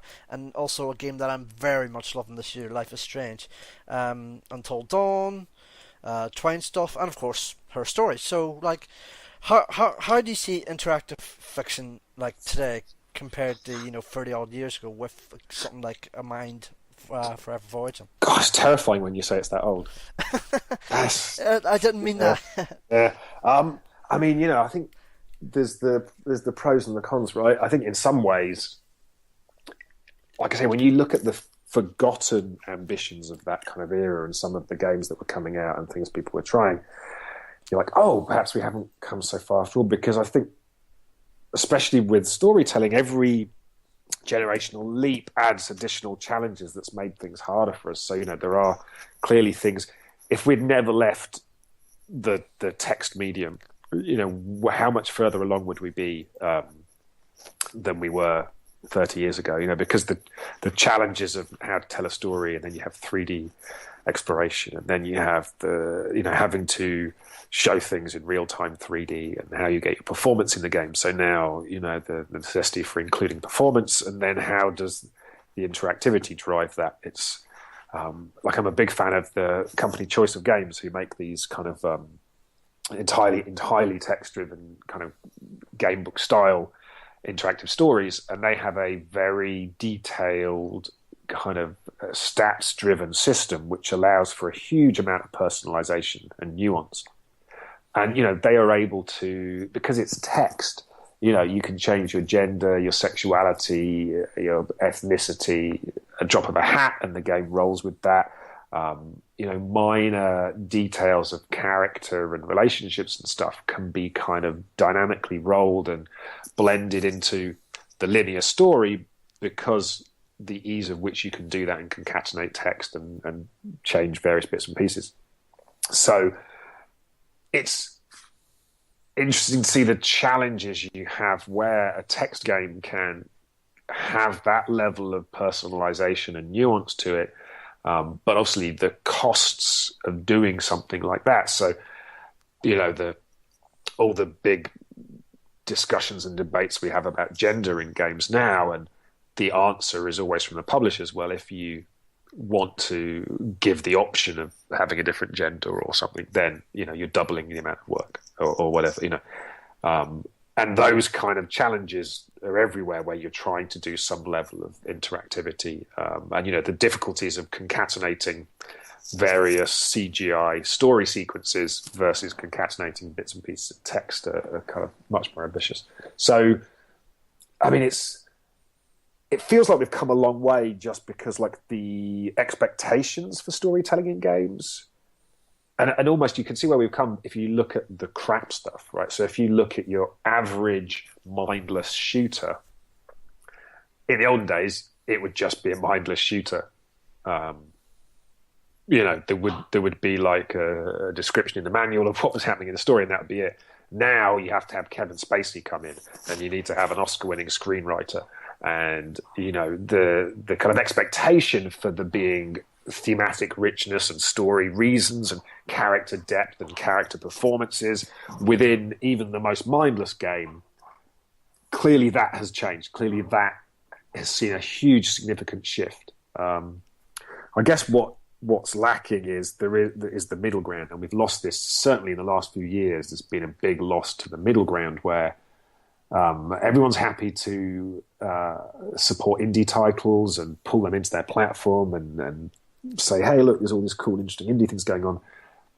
And then we have the blockbusters. What it feels like we lack, which other industries have, is the kind of prestige title, right? So the movie industry has always had a desire to fund, support, and market character-driven, story-driven movies that have a kind of clear, sometimes too overt, kind of cultural value, as a way of showing the world that their industry is not mindless entertainment, it's not a waste of time. So, you know, I'm not talking about like the kind of the indie movie thing, the kind of Sundance movie, because that is, again, that's a lower budget, which kind of supports itself and has its own ways of making money. But like the kind of Oscar contender movie, where actually there's production values, there's a big budget, there's lots of awesome actors in, you know, that kind of movie where there's an effort to create something that shows the best of the medium to a broad audience and communicates a very clear, character-driven kind of story. We don't really have that in video games, I don't think. We don't really have an understanding of how to approach those kind of character-driven stories that don't have a big gimmick. And as you said, like Telltale is probably, that's the template, the nearest template we have Although when you talk to publishers about things like this, they'll point to the fact that, well, actually, these successful Telltale games are derived from some very, compelling IP, or have some kind of scenario which drives them. You're not going to have, if you think of the kind of Oscar fodder, it's a derogatory way of looking at it, but if you think of, it will be the story of someone fighting adversity, and like the recent kind of run of historical genius things. Like we had there's the two movies. There was the Stephen Hawking movie, and there was the Codebreaker movie, the Enigma movie. And that's kind of material where people go, look, there's this interesting historical story, or there's an interesting character, and there's this great adversity, and there's the human character and the human condition shining through, that kind of story. Like, how would we make a game of that? There's no reason why we couldn't. But, that kind of material is generally avoided. We still like the high-octane, high-action setting, or the setting with some kind of gimmick or kind of clear kind of in. Even in the most interesting stories I've had to pitch to publishers, it's still got to be, all the characters got to be aspirational, right? He's got to be somehow superhuman. Even if it's like, right, we're going to design a character who is your everyday, everyman American. What we're going to do is he'll wake up one day and suddenly he's got superpowers. And now he can fly around the city wisecracking, and that's awesome and aspirational because everyone wants to have superpowers. That for me is where we're struggling. And it's where you can see, like, if you look at those classic text images, you look at Infocom, they had an approach which was to kind of fill out all the genres. So they had sci-fi, they had fantasy, they had detective fiction, they had a kind of romance. The Plundered Hearts was quite notable. It was kind of written by a female author and implementer, and was a kind of pirate romance fiction angle. They did a lot of these genres, and obviously their most popular things were the fantasy and the sci-fi games, which obviously play to that classic video game audience, right, of being kind of into their genre stuff. But, you could see at points with things like Mind Very Voyaging, the detective fiction, and even in bits of things like Trinity, Infocom pushing to try and, take on interesting subject matter. And you see it with things like Magnetic Scrolls making the game Corruption, set in the financial world of London. That, for me, there's still a battle to be fought. There's still ground to be won in subject matter and the types of characters that we get to make video games about. And, I think it's partly what people think the market is, what the market wants. I think it's partly we know there are lots of problems to be solved if you try and tell these stories, because you can't just stick a gun in their hand. If you think like the big narrative hits in video games in recent times, you have something like The Last of Us, right, which is, if you're being cynical, it's a video game take on The Road. Yeah, it is. Yeah, right? absolutely. I can 100% imagine that was the pitch almost. Hey, you guys love The Road and how emotional and moving and awesome The Road is. We'll make a video game of it. But whereas The Road is about a guy who has, if I remember correctly, he's got one bullet. And so there's this big kind of thing in The Road of, like, he has the one bullet, so he's going to kill his son first or he's got two bullets, but he's going to kill his son first because he doesn't want the chance for his son to be subjected to these awful post-apocalyptic, horrendous things that might happen. And, and if you think of that's the experience of The Road, our video game version of that takes this idea of there is the kind of father-child bond against the great adversity and the post-apocalyptic world, but we need to throw in tons of combat. And, and so the level of combat and everything is amped up. It's not enough for it to be simply post-apocalyptic. The people you're facing have to be stricken with some zombie deformity thing. We still aren't able to tackle things that are more grounded. There's still a need to video game it up a little bit. And so for me, that's where it feels like we haven't made as much progress. And so when I look at like the generation of interactive fiction writers in the 90s creating things like Adam Carter's Photopea, some of the kind of interesting experiments that were happening there with narrative, with the idea of playing characters that were unlikable, playing with kind of layers of unreliable narration, things like that. It feels like we haven't yet caught up with some of that ambition in the mainstream video game world because of some of the costs associated with it, because of some of the business conditions. It feels like we're still aiming to get there. But, I think things change and there is generally a kind of more progressive kind of movement forward. So fingers crossed. Looking back on it now, like, where do you see the legacy A Mind Forever Voyaging has left behind for games 30 years on? I think whether it's had a legacy as much as having anticipated a lot of what would come in video games, I guess it's hard to say. Like I say, I felt its influence on a lot of my approaches, so we can assume that it's influenced others. But yeah, I think it's probably fair to say that its lack of commercial success probably had the opposite effect of having kind of held us back from some of the things that it did so well. So yeah, it'd be interesting to look in another 30 years, another 30 years and see whether we've had any more In Mind for Voyagings, or whether we have works that we can hold up that have that level of kind of ambition to them, or even, do we have things of that kind of scale with that kind of political agenda to them? That would be interesting to see. Freedom and incentives unleash the drive and entrepreneurial genius that are the core of human progress. We have begun to increase the rewards for work, savings, and investment, reduce the increase in the cost and size of government and its interference in people's lives. We must simplify our tax system, make it more fair, and bring the rates down for all who work and earn. We must think anew and move with a new boldness so every American who seeks work can find work, so the least among us shall have an equal chance to achieve the greatest things, to be heroes who heal our sick, feed the hungry, protect peace among nations, and leave this world a better place. Honourable mentions. We've gone on super long at length about My Mind Forever Voyaging, like super long. But honourable mentions, by all means, go for it. Yeah, honourable mentions. I was really close to saying Metroid Prime. Love Metroid Prime so much. In terms of just its tone, how, in terms of video games doing exploration in a 3D space and exploration-based mechanics, and the way the game immersed you, even using the GameCube stick to make you feel like the slight awkwardness of a robotic suit.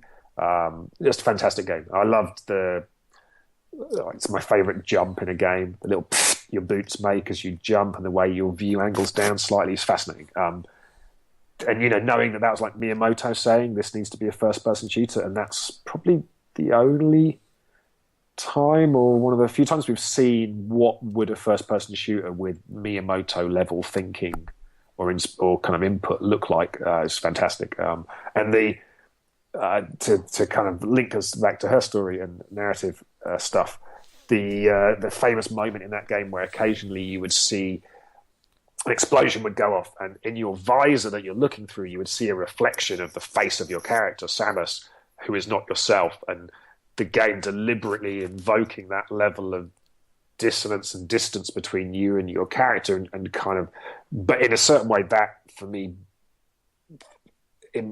embellished and kind of enhanced your desire to be immersed in your sense of kind of your involvement in it. Stuff was cool, and there's the reflections in the screen in her story are 100% derived and inspired from that in Metroid, I think. So there's Metroid. Like I said, the Thief games. So this is all my kind of my past as someone who just loved immersive games, and so Thief was hugely memorable for me. Just the sheer sense of presence that game evoked, and the atmosphere for its time was really, really beautiful. I could probably keep going on and on. I mean, Silent Hill 2, without invoking the Silent Hill franchise again, was a key game for me. Despite, I think, its game mechanics, I think there's lots of very clever things that game does in its game mechanics, but it hews closely to the survival horror formula, whilst at the same time kind of not really caring. But it's like, I'm going to put some enemies in here, but you can just run past them. We're going to have your survival horror bosses, but actually they don't work like you'd expect. And it's so in spite of that genre, I think that game succeeds and is a kind of a notable point in the history of video games in terms of the type of story it was telling and the effectiveness of that story. If I was being fully fueled by nostalgia, I would have said New Zealand Story, which was a game I just loved so much coming up. And again, in terms of anticipate what's to come, that was the first game where you could carjack enemy vehicles and then use them against them. But also, like I say, I think that I played like the CPC version of that game, which is awful. But that was one of the first games where I was introduced to the sheer pleasure of a really heavily exploratory platform game with secrets and mysteries and four-way scrolling, and just it gave a real different flavour to me of kind of exploration within a video game. So that's a big favourite of mine. And I'll stop with that one. I'm going to make you I'm going to force you to make a very big decision here. Top 3 games. Obviously, AMFV would be at the top, but how would you feel at the top 3? I don't know about 3. So I'd definitely throw in Metroid Prime there for fun. It depends on what day of the week it is. And it feels like I should be varied in my genres. I shouldn't like this 3 text games or 3 other games. If I have Silent Hill in there as well, maybe that creates a nice package. I don't know. Don't make me. I can't choose 3. If it goes beyond, it was hard enough putting it down to Mind for Voyaging. After that, it comes a list of like 50. I could do you a good top 100 list. Top 100 lists, I think, are a lot more achievable. That would be very definitely interesting to see. That would be a long show, though, wouldn't it? It would be a very long show, though, so let's not. A dynamic economy with more citizens working and paying taxes will be our strongest tool to bring down budget deficits. But an almost unbroken 50 years of deficit spending has finally brought us to a time of reckoning. We've come to a turning point, a moment for hard decisions. I have asked the Cabinet and my staff a question, and now I put the same question to all of you. If not us, who? And if not now, when? It must be done by all of us. Going forward with a program aimed at reaching a balanced budget, we can then begin reducing the national debt.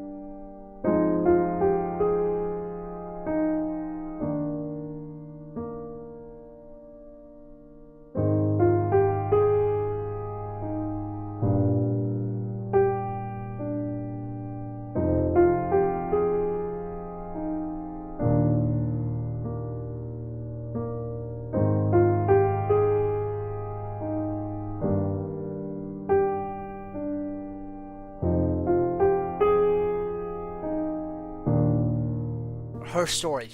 Now, that is a game that actually caught me out. I'll be honest, because I was more or less suckered into playing it after seeing so much great talk about it, and that is a fantastic game. So congratulations on the success that's had. What's that been like for you? It's been awesome. So, the quick background to her story is after Shattered Memories, did some other bits and pieces and then worked on a big project for 3 years, which was a very ambitious, big budget, narrative-driven adventure game.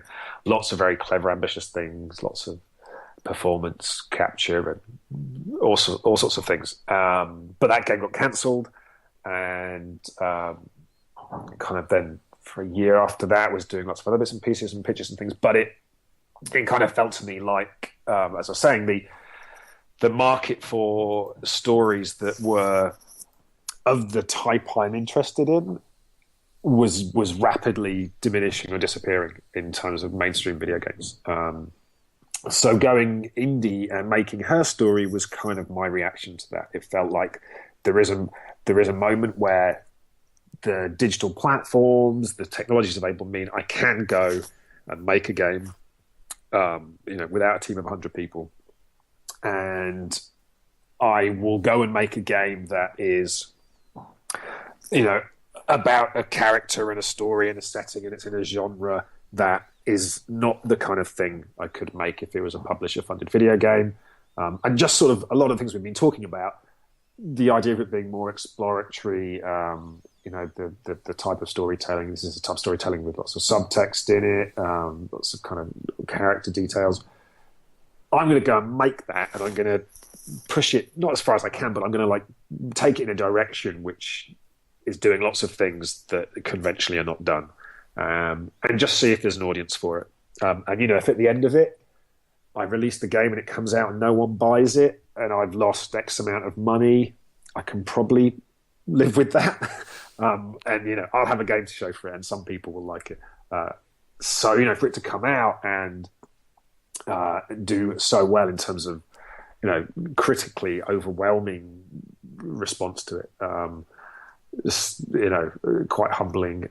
In terms of commercially, it's paid for itself several times over now, continues to do quite well, and just the general reception of it, what people have appreciated about it, the types of people playing it.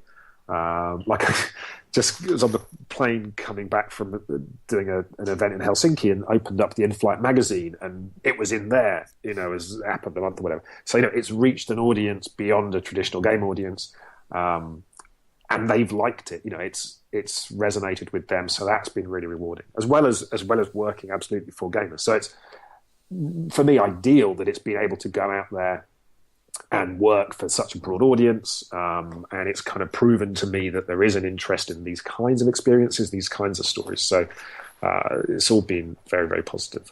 Like how alien has it been for you to kind of open yourself up to that kind of mainstream success and not just have it be hampered, or no, not hampered, that's a wrong word, but like have it be tied to something like a specialist game or someone like me or you, basically, like have it out there in the mainstream, basically. Yeah, I've always wanted the games to be played by Shattered Memories was our attempt to make a horror game for a much broader audience, for a Wii audience, which encompassed most of the population of England, anywhere really, and not because I hate gamers or the gaming audience, but I think there are so many expectations that you have built in if you've grown up on games, that it's and so many things you just don't question, and it sometimes is such an effort to challenge those expectations or move beyond them, and so it can be quite refreshing to have an audience who don't have those expectations, which is, I think, something I find quite gratifying. But as well, acknowledging that the people who play traditional console games, it is quite a kind of self-involved, self-referential, kind of closed group of people. And so anything we can do to broaden that is awesome. Like, if we tell ourselves that our industry is huge because of the money it brings in, but that's because we get the hardcore gamer to pay $100 for the special edition plus $50 for the DLC, blah, blah, blah. We do not have a medium that is as broad and as successful and as popular as television or film. If big show comes out, or a big film comes out, that can touch a much broader range of people. It's much easier for them to access it. You know, if a big film comes out or a TV show comes out, 99% of the population can go and see that film or watch that TV show. Whereas if I brought out something really clever for PS4, already I'm addressing a much smaller group of people. And, you know, if I meet someone on the street and tell them about the game and they love the idea of it, they have to go and spend £300 if they want to go and play it and learn how to use a controller and stuff. So it's, you know, for me, it's just finding ways. And so, you know, this was the first digital game I've made.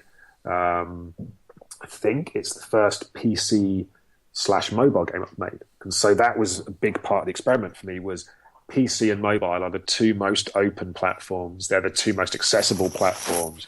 You know, I imagine that the vast majority of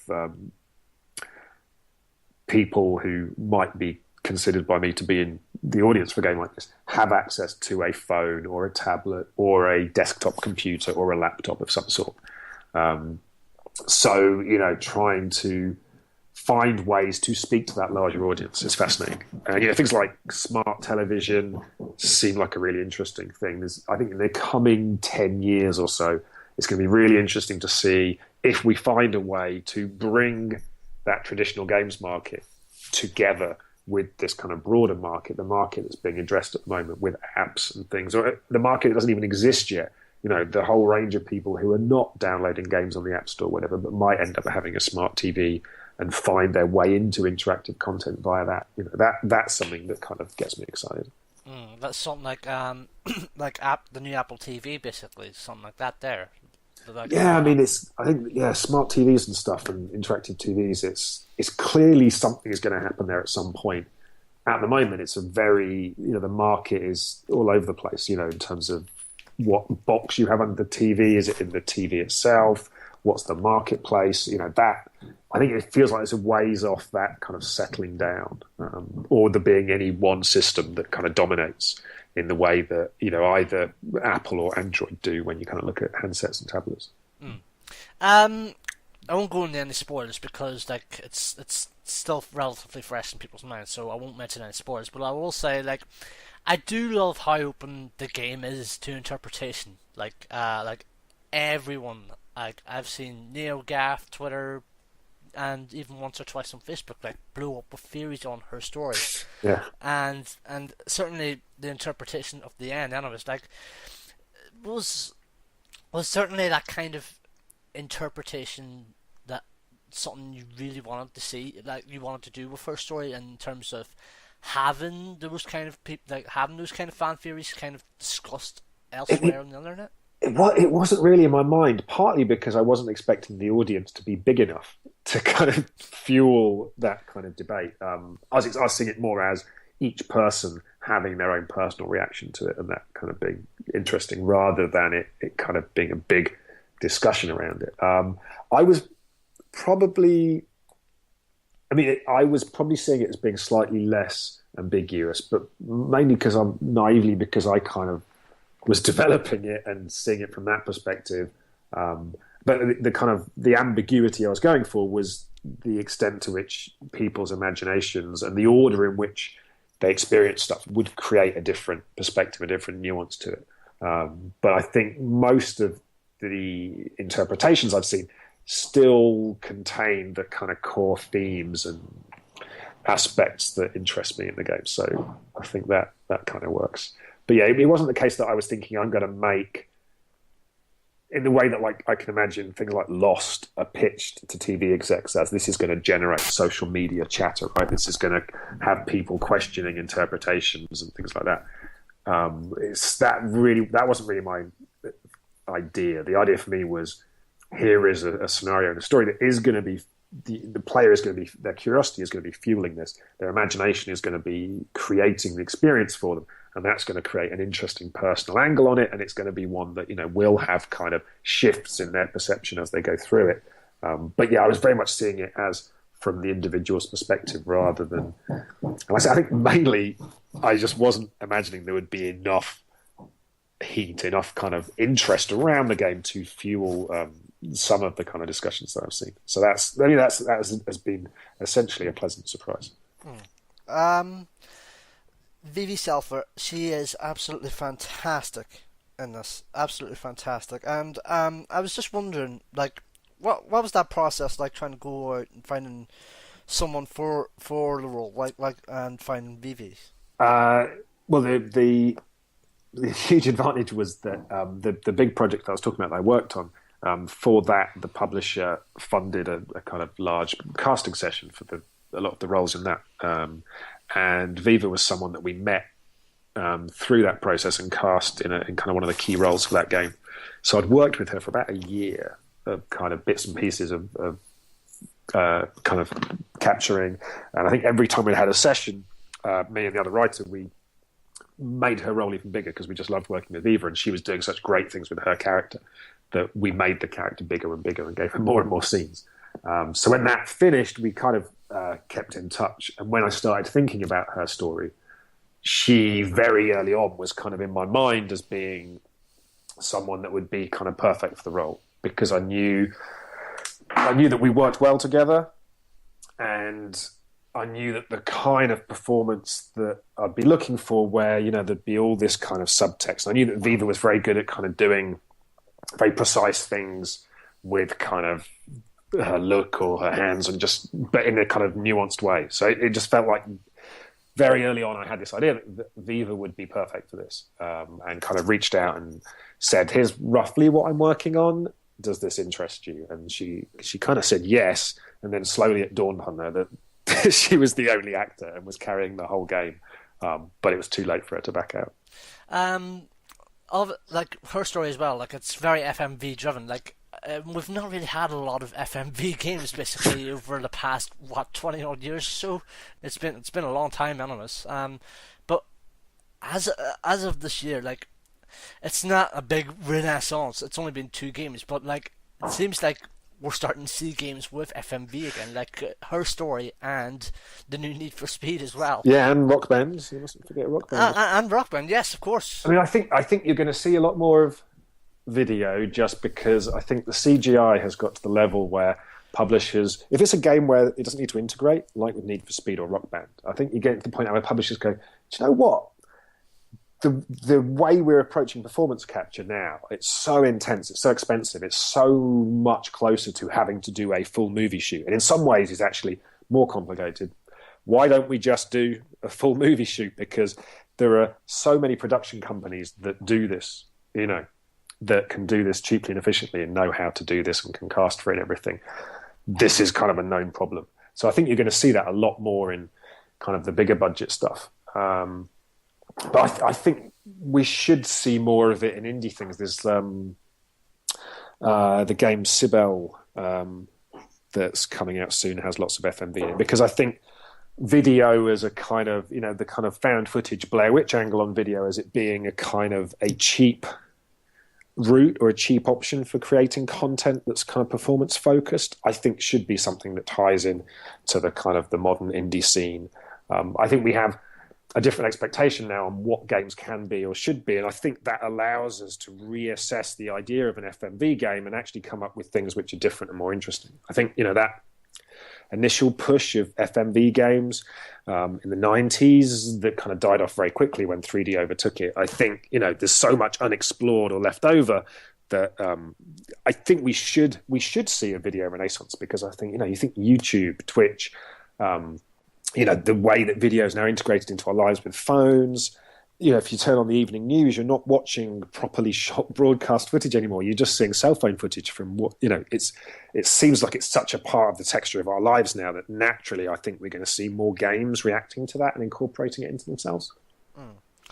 The minimalist aspect of her story, like, it was certainly a very interesting way to go about it. And now that we've talked about AMFE as your favourite game, like, was that certainly an influence on having her story being as minimalist as it was, or was that just accidental or even non-influential at all?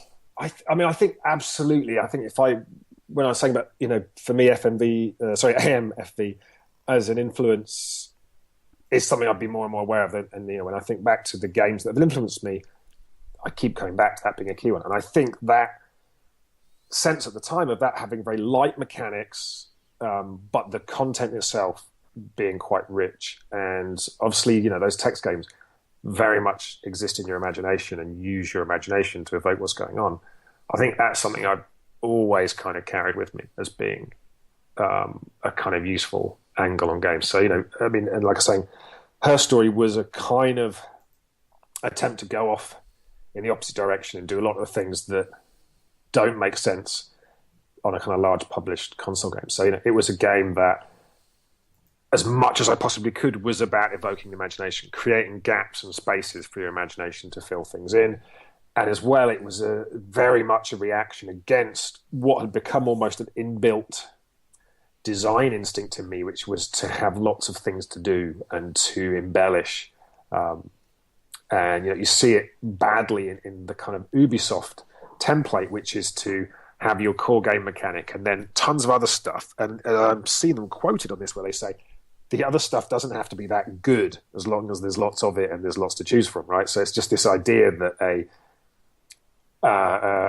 kind of full package, a full video game package will just have tons of stuff to do. And you need to just fill up all the, give the player lots of little things to do and time wasters and extra things to do. So I think I was very conscious of making Her Story. I would keep thinking of extra stuff I could put in. And I've seen a few people say, "Oh, it'd be nice if we could have done these other things." And throughout development, I was constantly saying to myself, "Oh, I should put in. You can get these things and access these documents and do these things and pull up these other bits of evidence." Blah blah blah. And at every point, I would stop myself and go, "No, what the magic that I kind of fell in love with and why I started developing Her Story was this aspect of the search." Being about the language and using the woman's words as a way of navigating her own testimony. And that, for me, was the magic of it. And having the pacing such that there's quite a good frequent interaction. There's a lot of back and forth. The clips are quite short, so it always feels like you're involved in a dialogue with the woman at points. That, for me, was the magic of it. And giving myself the permission to, or having the confidence almost to, say, no, I'm not going to put anything else in. I'm just going to focus on this because I think this is the core of the experience. And if I do put other stuff in, it's going to distract and dilute from that. So I think, that definitely is probably the most extreme push I've had for something, not necessarily, I suppose it's minimalism, but a singular focus of kind of being comfortable with not having to have lots and lots of stuff in there to do, which I guess you probably could link all the way back to Mind Forever Voyaging, where they must have had, I imagine, an amount of internal pressure or self-imposed pressure to go, why don't we put more puzzly things in? Because, I think at that point it was probably the only game Infocom had made that wasn't full of puzzles. Like, even to the point where the box art on an Infocom game would list game name, the genre, mystery, sci-fi, whatever, and then difficulty of puzzles. It was such a part of your expectation of an Infocom game and their brand. So I can imagine that there was an element of them having to stick to their guns to kind of deliver on that concept. For your next game, do you see yourself kind of maintaining that kind of minimalism? Probably.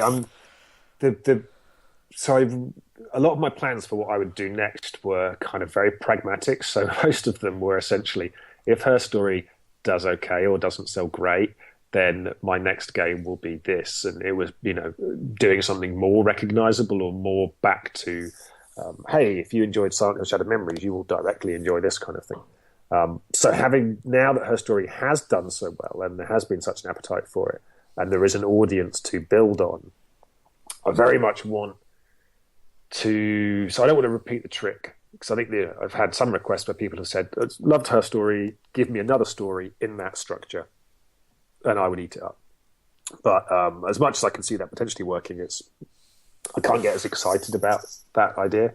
So for me, it's about delivering something that's going to not piss off anyone who enjoyed Her Story. So I don't want to create something that's going to surprise or be that, like, in terms of, for me, the essence of Her Story is that there is an ease of access to it. There's an intuitiveness that makes it very kind of straightforward for people to come in and play, but that reveals an amount of richness. It heavily is driven by the imagination, which I think is something that a lot of kind of conventional video games lack to some extent. So that's a key aspect for me. And then the type of story it's telling is types of characters and a setting that is not your usual video game thing. So, you know, a contemporary crime story with a bit of kind of slightly poetic stuff is fairly mainstream in TV or film or kind of book publishing. That isn't a story you would normally be allowed to tell if it was a kind of conventional video game. So those are the three things I want to kind of keep close to me and kind of build on for some kind of follow-up. The bit that I'm allowing myself the most kind of mulling over is where I go with the interface, because I think there's, in terms of limiting the audience, the fact that her story revolves so closely around the use of language means that it requires a keyboard and it doesn't localize particularly easily. We are actually attempting to do a localization attempt for one language initially, just to see how difficult that is. So there's part of me that's like, oh, I should definitely do something that isn't keyboard / language driven next time, because then I can sell it to the world, and then I could be on Apple TV or on a console if I so desired, or in VR. You know, VR is very interesting. Where do you go VR? What could we do on VR? But, you know, and there was a bit of interest to do a VR version of her story, but obviously using a keyboard means that unless you're a touch typer, it's going to be quite a shitty experience. But at the same time, when I look at her story and the fact that it's had this success, which has kind of surprised me, when I look back at it, and I think what works about her story for all these people that have enjoyed it, there's so much interesting stuff and so much richness in the use of language, and in kind of simplifying it to essentially a word search that's eliminated a lot of the shittiness about traditional text parsers. So it's a very rich, interesting angle, is the use of words and language. And I guess I'm slightly, not scared, but slightly nervous that if I was to abandon that and come up with something else, it wouldn't be as rich and as interesting and as accessible to people as the use of kind of the search words in her story was. So, but at the moment, I'm not feeling a huge amount of pressure to kind of rush that decision. So I want to make sure that before I kind of get stuck into whatever I do to follow up her story, that it's that I can, you know, I mean, when I waited until I had the right idea with her story, I just kind of allowed myself to sit and think and mull around ideas until it just kind of popped into my head, and I thought, right, I genuinely love that idea. So I'm kind of going to give myself the space to have that idea.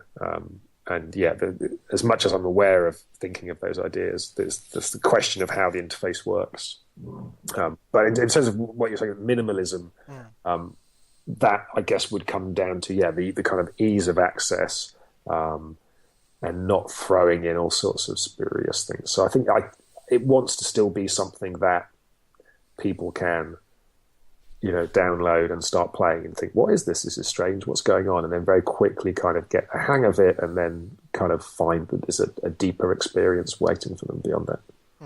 So basically at this point, you're still just basically exploring ideas for what comes next. Yes. Yeah. I mean, there's so much work involved in once you ship a game digitally and supporting that, and, you know, speaking to people about it. And I'm still trying to get the first patch release done. I haven't had enough time to sit down and kind of just fix the few kind of bugs that we have and kind of get that done. So I'm kind of thinking that by the end of the year, I'd have got that out the way. I've got some other little bits and pieces I'm doing with some other people that hopefully, you know, by the end of the year, there'll be a much kind of a clearer headspace for me to then kind of go, right, that's her story.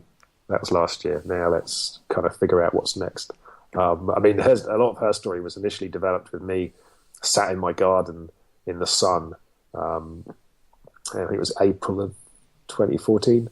and reading loads of books about police interviews and crime and similar stories, and just lots of kind of interesting research stuff, and just giving myself the space to kind of read all that stuff, soak it up, react to it. And that's kind of how her story came about. So timing's probably slightly off. It'll probably be in the midst of an English winter, which won't be quite as conducive as to kind of chilled out reflection. But we'll see. So one last thing on her story, then, like, or what comes down in the future, and like, do you ever want to see yourself making a game? And just to kind of go back on the core subject, like, do you ever want to see yourself like making a game based on similar themes that A Mind Forever Voyaging had? Because like we mentioned how Mertsky like had a lot of Reagan influence into that game, and how his kind of political aspects of it, like his politics of it, influenced that game. Because like he said himself that his kind of politics was also kind of influenced from a kind of quote unquote anti-Nixon sentiment. So like, do you kind of see yourself making that sort of game for yourself in a way inspired by AMFV? No, I think that's definitely the aspect that I look at and think that's not something I could do. I find that I can often be very motivated kind of upfront by political ideas or angles. So, like with her story, I was looking a lot of footage of police interviews and interrogations, and there were certain cases that came up that were particularly kind of relevant. And then looking into just the idea of female murderers. They are like 1/10 of murders are committed by women. So it's disproportionately small. So then when a woman does commit murder, the question, it can often become a more kind of dramatic and kind of interesting thing. It can get blown up by the media. And then it exposes a lot of kind of prejudices and pieces of thinking about how women should or shouldn't behave. And then you kind of look at how these kind of female murderers are treated and tried versus male counterparts. There was a lot of material there that was very interesting to me that essentially is quite political in terms of how the criminal justice system works, what part gender has to play in that. But for me, once I get stuck into something, I very rapidly drop down to the kind of character level, and it becomes much more interesting in the characters and their personal stories. And that was kind of how her story worked for me. That it very rapidly, all of my concerns were much more from the character's perspective and in her story, and kind of how that influenced it. And I tend to then end up in somewhere that it becomes slightly hyper real or slightly poetic or something in terms of the kind of the thematics and the symbols and stuff. So I don't know if I could. I mean, like the big game I was making after Shattered Memories, that's probably the nearest I've got to political themes dominating the game. But then that was more about the politics of the human race as a whole. So it came down to, again, quite a personal thing of how each and every one of us struggles with kind of our role in the universe. So I think it's not really a kind of something where I have a level of comfort is making something with the ability to kind of overtly address political issues. And in fact, the rough idea I have for the follow-up to her story is probably even more, the material is heavily politically charged. But already I can sense myself moving away from that to how does that work for the individuals involved? What is the bit that's interesting me is the relationships between the characters in this particular bit of subject matter. So yeah, I think I'm happy to leave this sort of thing up to the Moretskys of the world to go out and make the more overt kind of political statements. You want me to play something? I'm not the world's greatest guitar player. Okay. probably needs tuning. No. It's okay. How about a traditional ballad? Should be right up your street.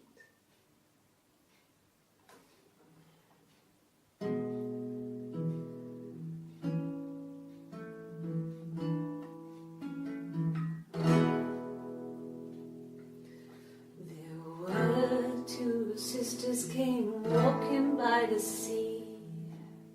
Oh, the wind and the rain. The eldest one pushed the other one in. Oh, the dreadful wind and rain. So they both had a love for the captain's son. Oh, the wind and the rain, but he only cared for the youngest one. Oh, the dreadful wind and rain. Oh, the eldest envied her sister fair. Oh, the wind and the rain, with a pretty little face and her long blonde hair. Oh, the dreadful wind and rain. So she pushed her in and held her down. Oh, the wind and the rain watched her as she slowly drowned. Oh, the dreadful wind and rain. Oh, she floated up and she floated down. Oh, the wind and the rain floated till a ship came by. Oh, the dreadful wind and rain. Out comes the captain's son. Oh, the wind and the rain. Father dear, here swims and swan. Oh, the dreadful wind and rain. And then it gets really weird, so I think that's a good place to stop.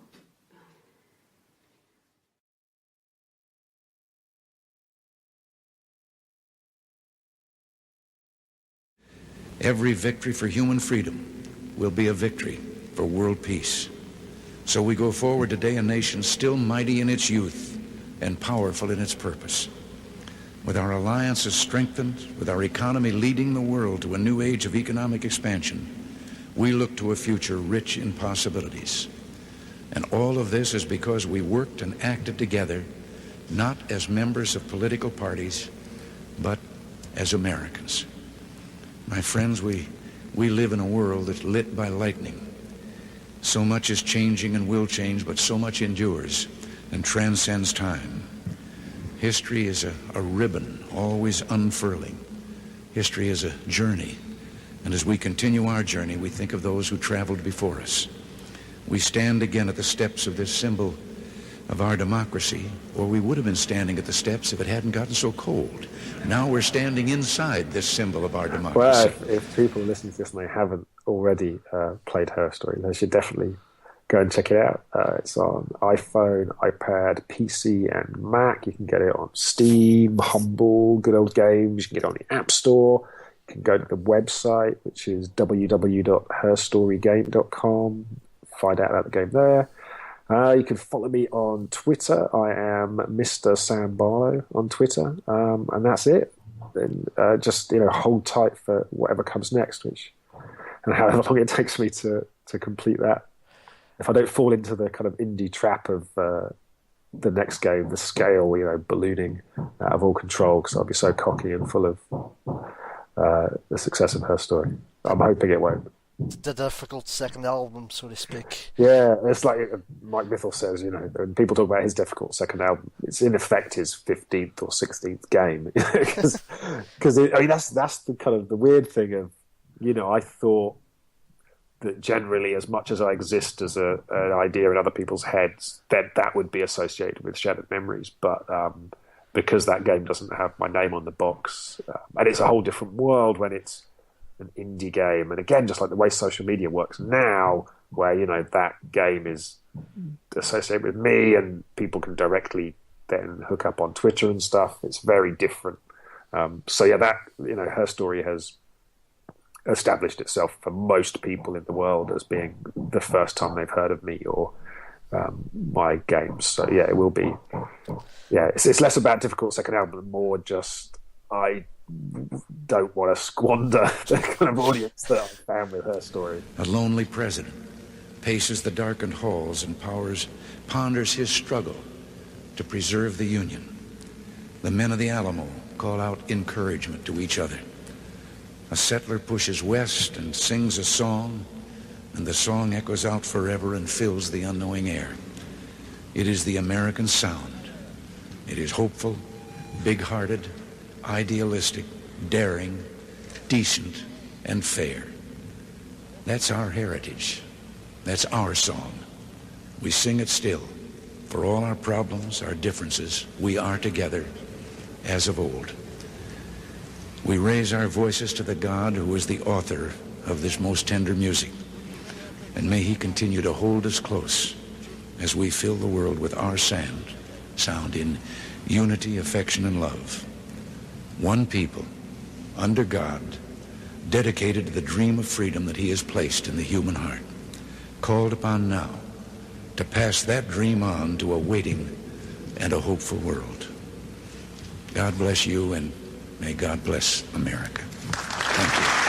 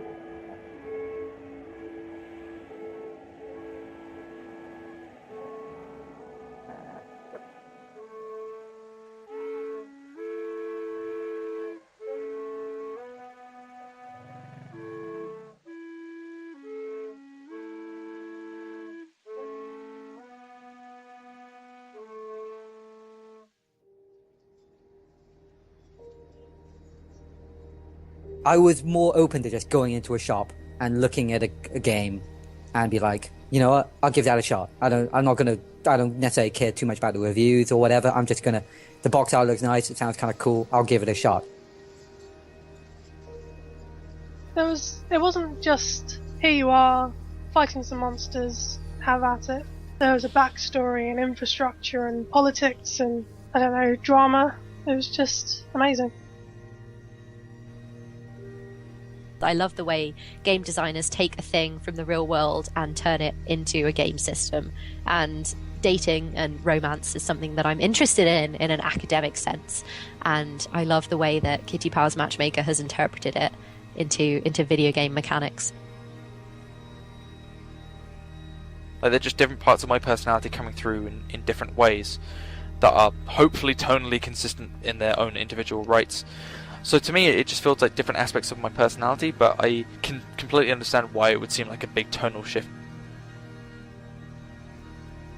In the end, it turned out that, Liara is my space wife forever because I romanced her in 1 and then I ended up romancing her in 3. And Garrus is my space bro because we're best friends. And I totally support him and Tali as a couple. Thumbs up. She's a wingman. My femchef's a wingman. it's nice to play as a professional, doing a professional thing. So Rainbow Six is nice because this is just like normal stuff for this guy. It's like, hey, cool. So I need you to raid this embassy and bring these guys out alive. And they're like, yeah, cool, I got that. The feel of hitting someone in Deus Ex is so bad. It's just like the police baton makes a kind of woo noise when you attack with it, and when it hits someone, it makes this like terrible kind of clack that doesn't feel at all impactful. And then maybe they sort of go ooh and fall over, or maybe they don't. I mean, I've had many debates about Kanji in 4, and I'm sure whoever you have on to talk about Persona 4 probably talks about it, but whether Kanji actually comes to terms with sexuality isn't really addressed.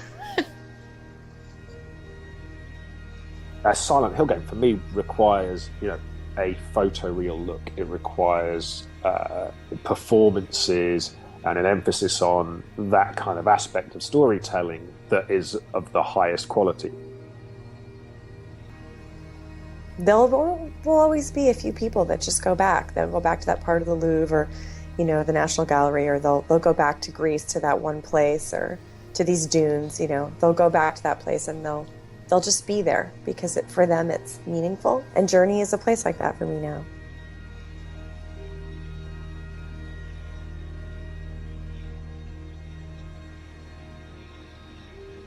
My favourite game. My favorite game. My favorite game. My favourite game. My favorite game. My favorite game. My favorite game. My favorite game. My favorite game. My favorite game is